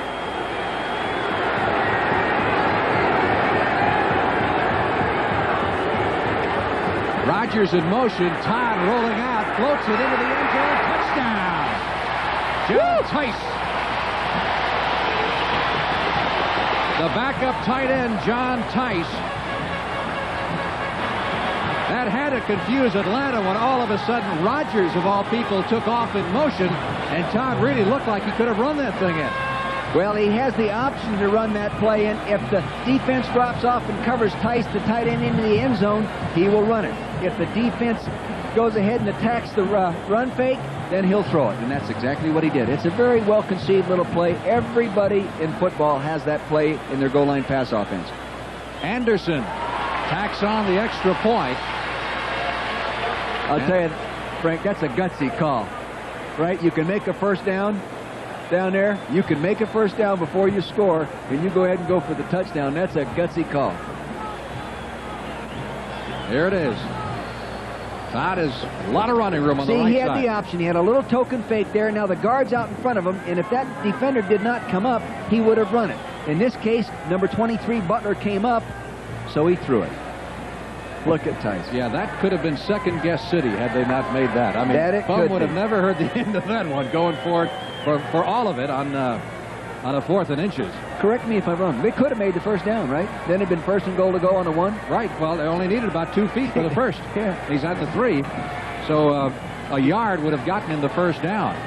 But he went for all of it and got all 3 yards. Yeah. And now the Saints are in position where a touchdown, they don't even need the extra point, a touchdown gives them the lead. 33-28, the Falcons lead it. We have 4 minutes, 43 seconds left to play. Dan Henning conferring with his quarterback, Steve Bartkowski. Do you think they'll go deep on this now?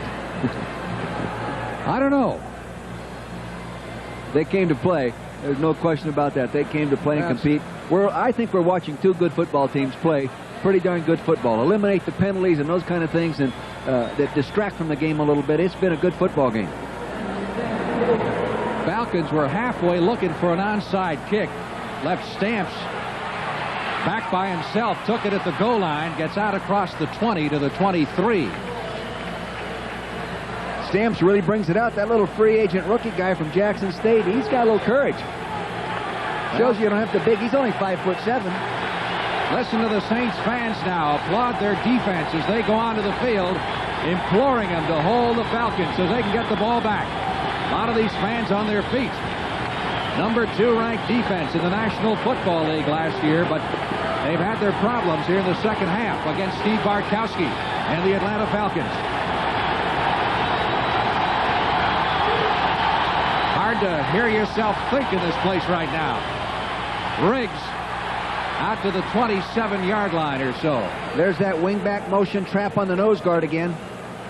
See, in that kind of a play, they're not looking for 15 yards or anything. They're looking to get that positive gain, come up with 2nd and 5, giving them 2 downs to make the first down. Here's another final. Forrest Gregg's head coaching debut at Green Bay is a successful one as they beat St. Louis by 1. Here comes the chant defense now. 2nd down, 7. Clock moving with exactly 4 minutes left to play in the game.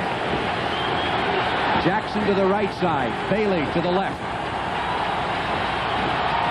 Benson, the H-back in motion. The pass is intercepted. Deflected. Intercepted by Jackson.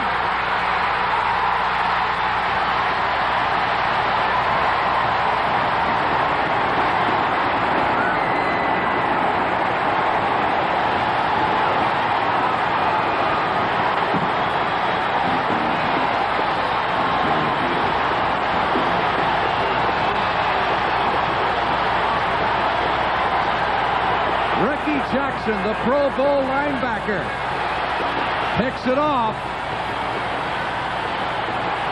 And the Saints have a 1st and goal at the 8. As you watch the right side of your screen, you'll see the ball is batted into the air. It was going to be a quick screen. Now Jackson all of a sudden finds a way coming in there. He scoops it in the air. 57 to the right side of your screen. Now he's a running back. He said, what am I doing in this situation? He's going to try to put it down. It was going to be a quick screen to the wide receiver, which the quarterback throws about 1 yard off the line of scrimmage, and it got batted into the air. They're playing volleyball. It was Whitney Paul, the linebacker, number 51, who batted the ball up and into the hands of Jackson. 1st and goal at the 8. Richard Todd gives to Rogers, and Rogers to the 6 for a tough couple of yards. Boy, that Buddy Curry is playing tough inside there and making a lot of plays. What a fine linebacker. They compare him favorably with Tommy Nobis, the great linebacker of the past of the Atlanta Falcons. They had to use him a lot on the outside last year because of injuries and all, but he said yesterday, he told us he's much more comfortable in He's the middle. a player. He really is a player, and to be playing ahead of Fulton Kuykendall, the fine inside backer, he has to be a good one. 2nd and goal at the 6. The Saint players on the bench trying to get the crowd quieted down, and so is Todd, so they can hear the signals. 2nd and goal. Touchdown gives the Saints the lead.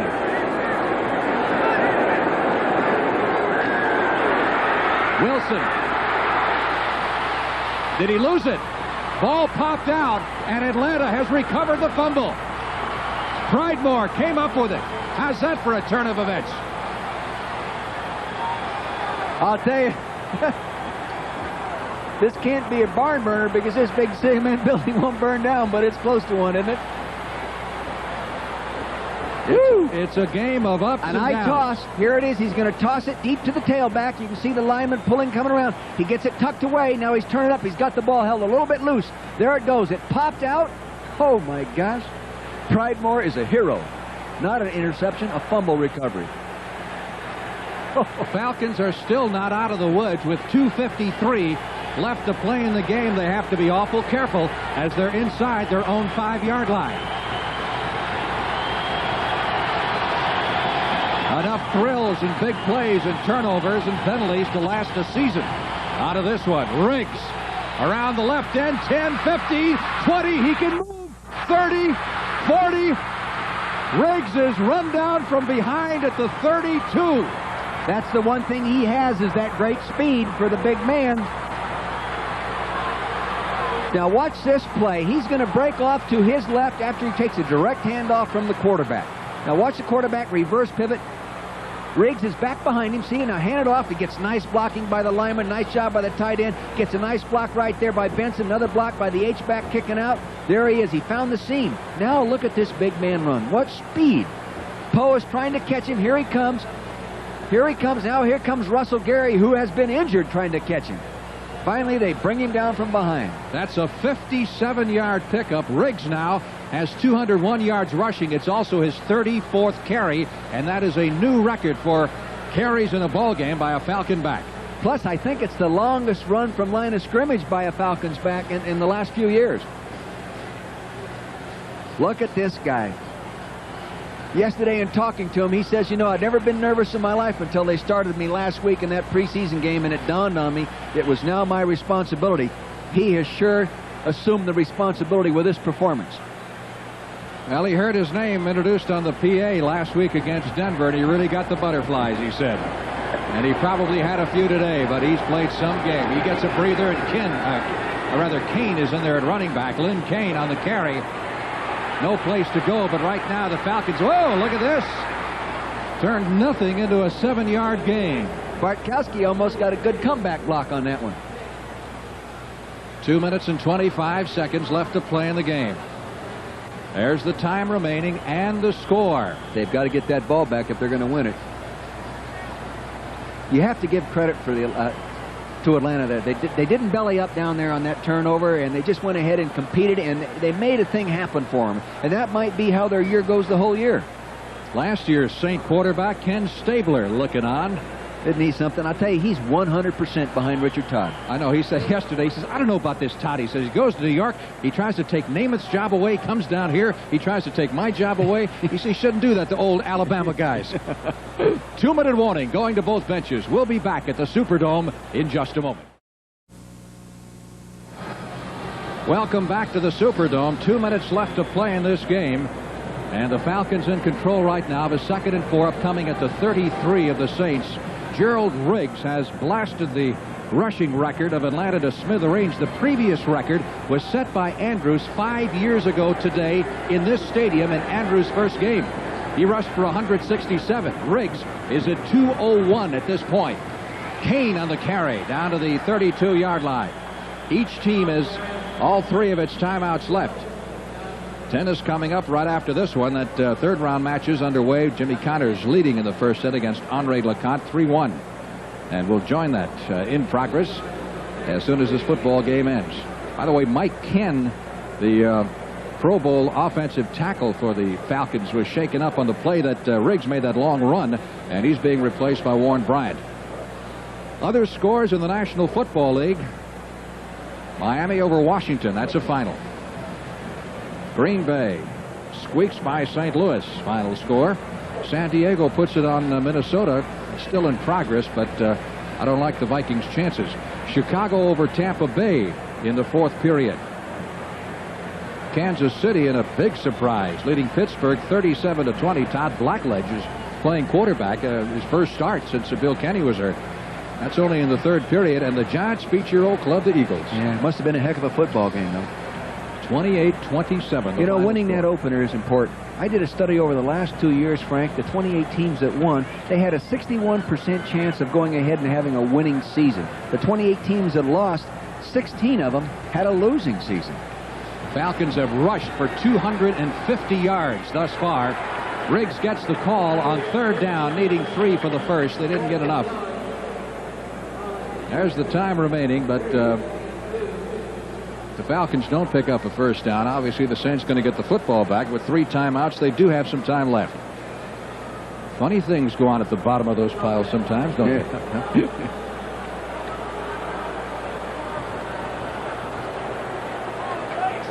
Falcons' team rushing record is 297 yards.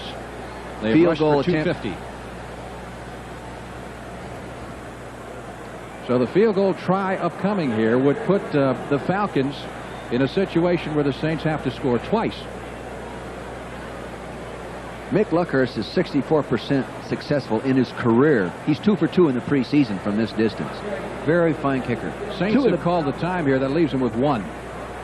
2 of the finest kickers in the league were on the field here today. Again, Mick Luckhurst and Morton Anderson. Now, this is going to be a 48-yard effort. 48 yards? 48. Yes, 48 yards. Excuse me. I was thinking, yeah, it's still in there. That's what he has done, or did in 1983. Good strong leg. He could pretty well put it away. Keep it up. Keep in mind again next week our feature matchup. Cowboys and the Giants. Many of you will see that. And of course, you followers of the Falcons. And the Saints will see your own teams in action. Here we go. Luckhurst trying to wrap it up. If he misses, the Saints still have a shot. 48-yard field goal effort. It's long enough. It is good. We got a marker. We got a penalty marker down at the line of scrimmage. Buddy Curry discussing matters along with Fulton Kuykendall with Gene Barth, the referee who let us in on what happened. We got a personal foul, roughing the holder.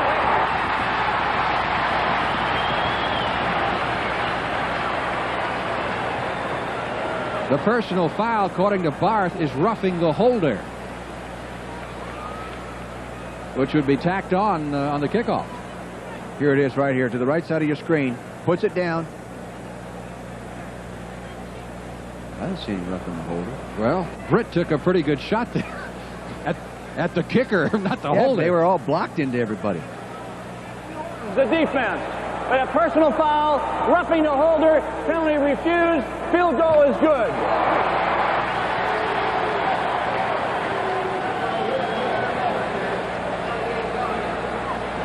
So the field goal puts New Orleans out of a touchdown range. They now need a touchdown and a field goal, and start some of the fans here in the Superdome finally heading for the exits. They've been sitting on the edge of their seats on this one for sure, because it's been back and forth. Falcons 36 and the Saints 28. We have 1:46 left to play in what has been a penalty-marred football game.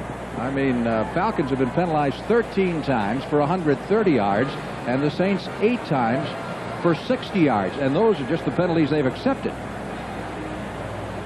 The Atlanta-Detroit game in Atlanta next week, Frank, we get to be there, is going to be a real good football game. Because Detroit, as you know, we did them a few times last year, a very good football team. A playoff caliber football team. You know, looking back in the first half of this game, that safety now becomes very significant. Otherwise, the Saints would be in a position where a touchdown would enable them to win this game. I think Richard Todd will be very happy to get this one under his belt, too, and get through that first opener with a new team, new situation. I really believe he's what they need to go ahead and be a fine football team.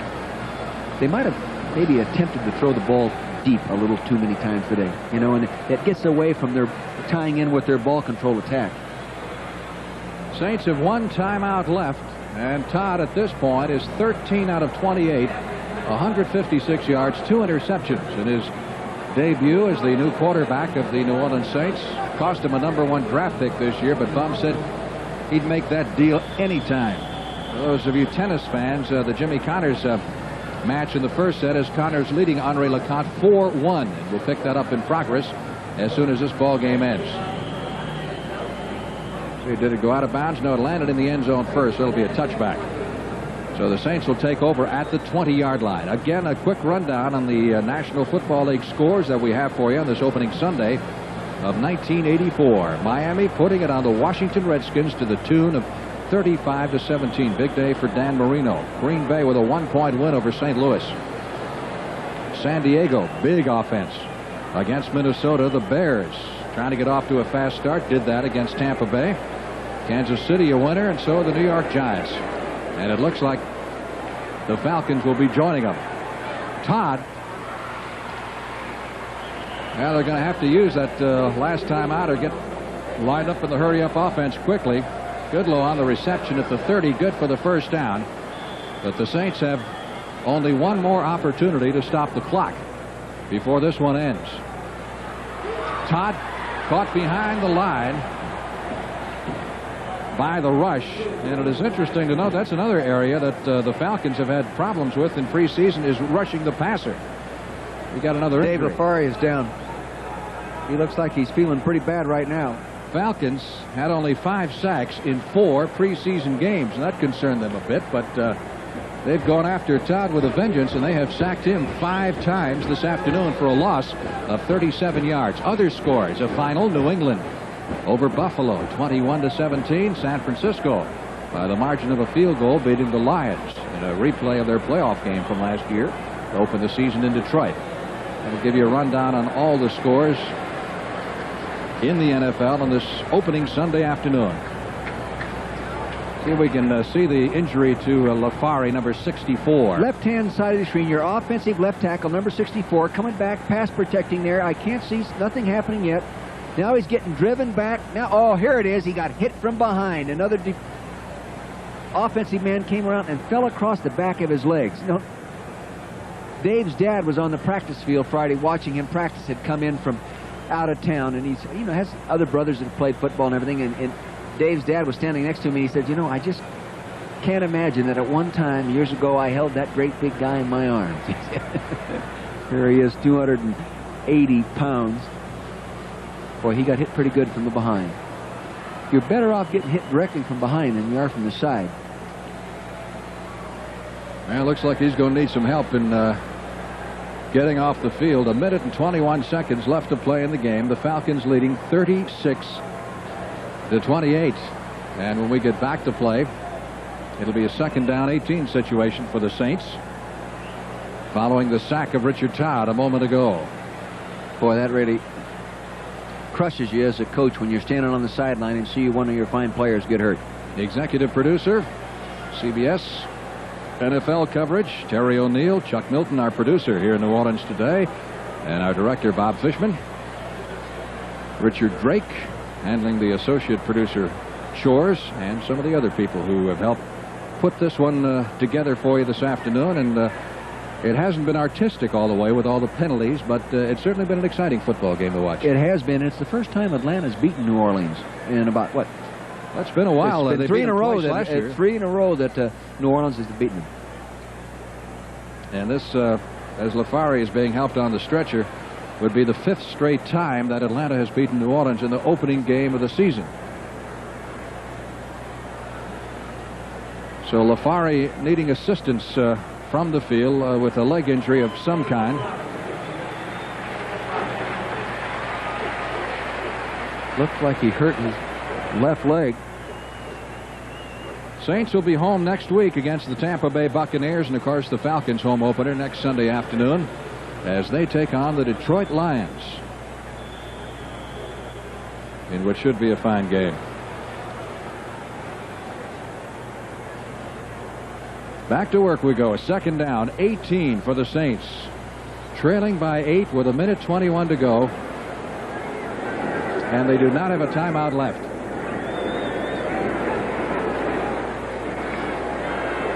Richard Todd almost Pass interference. Yep, another flag goes down. Butler was up there strong defending. Could have gone in the offense. What do you think? No, I think it was on them, definitely. 23, first down. I think he was all over him like a sweat there for a while.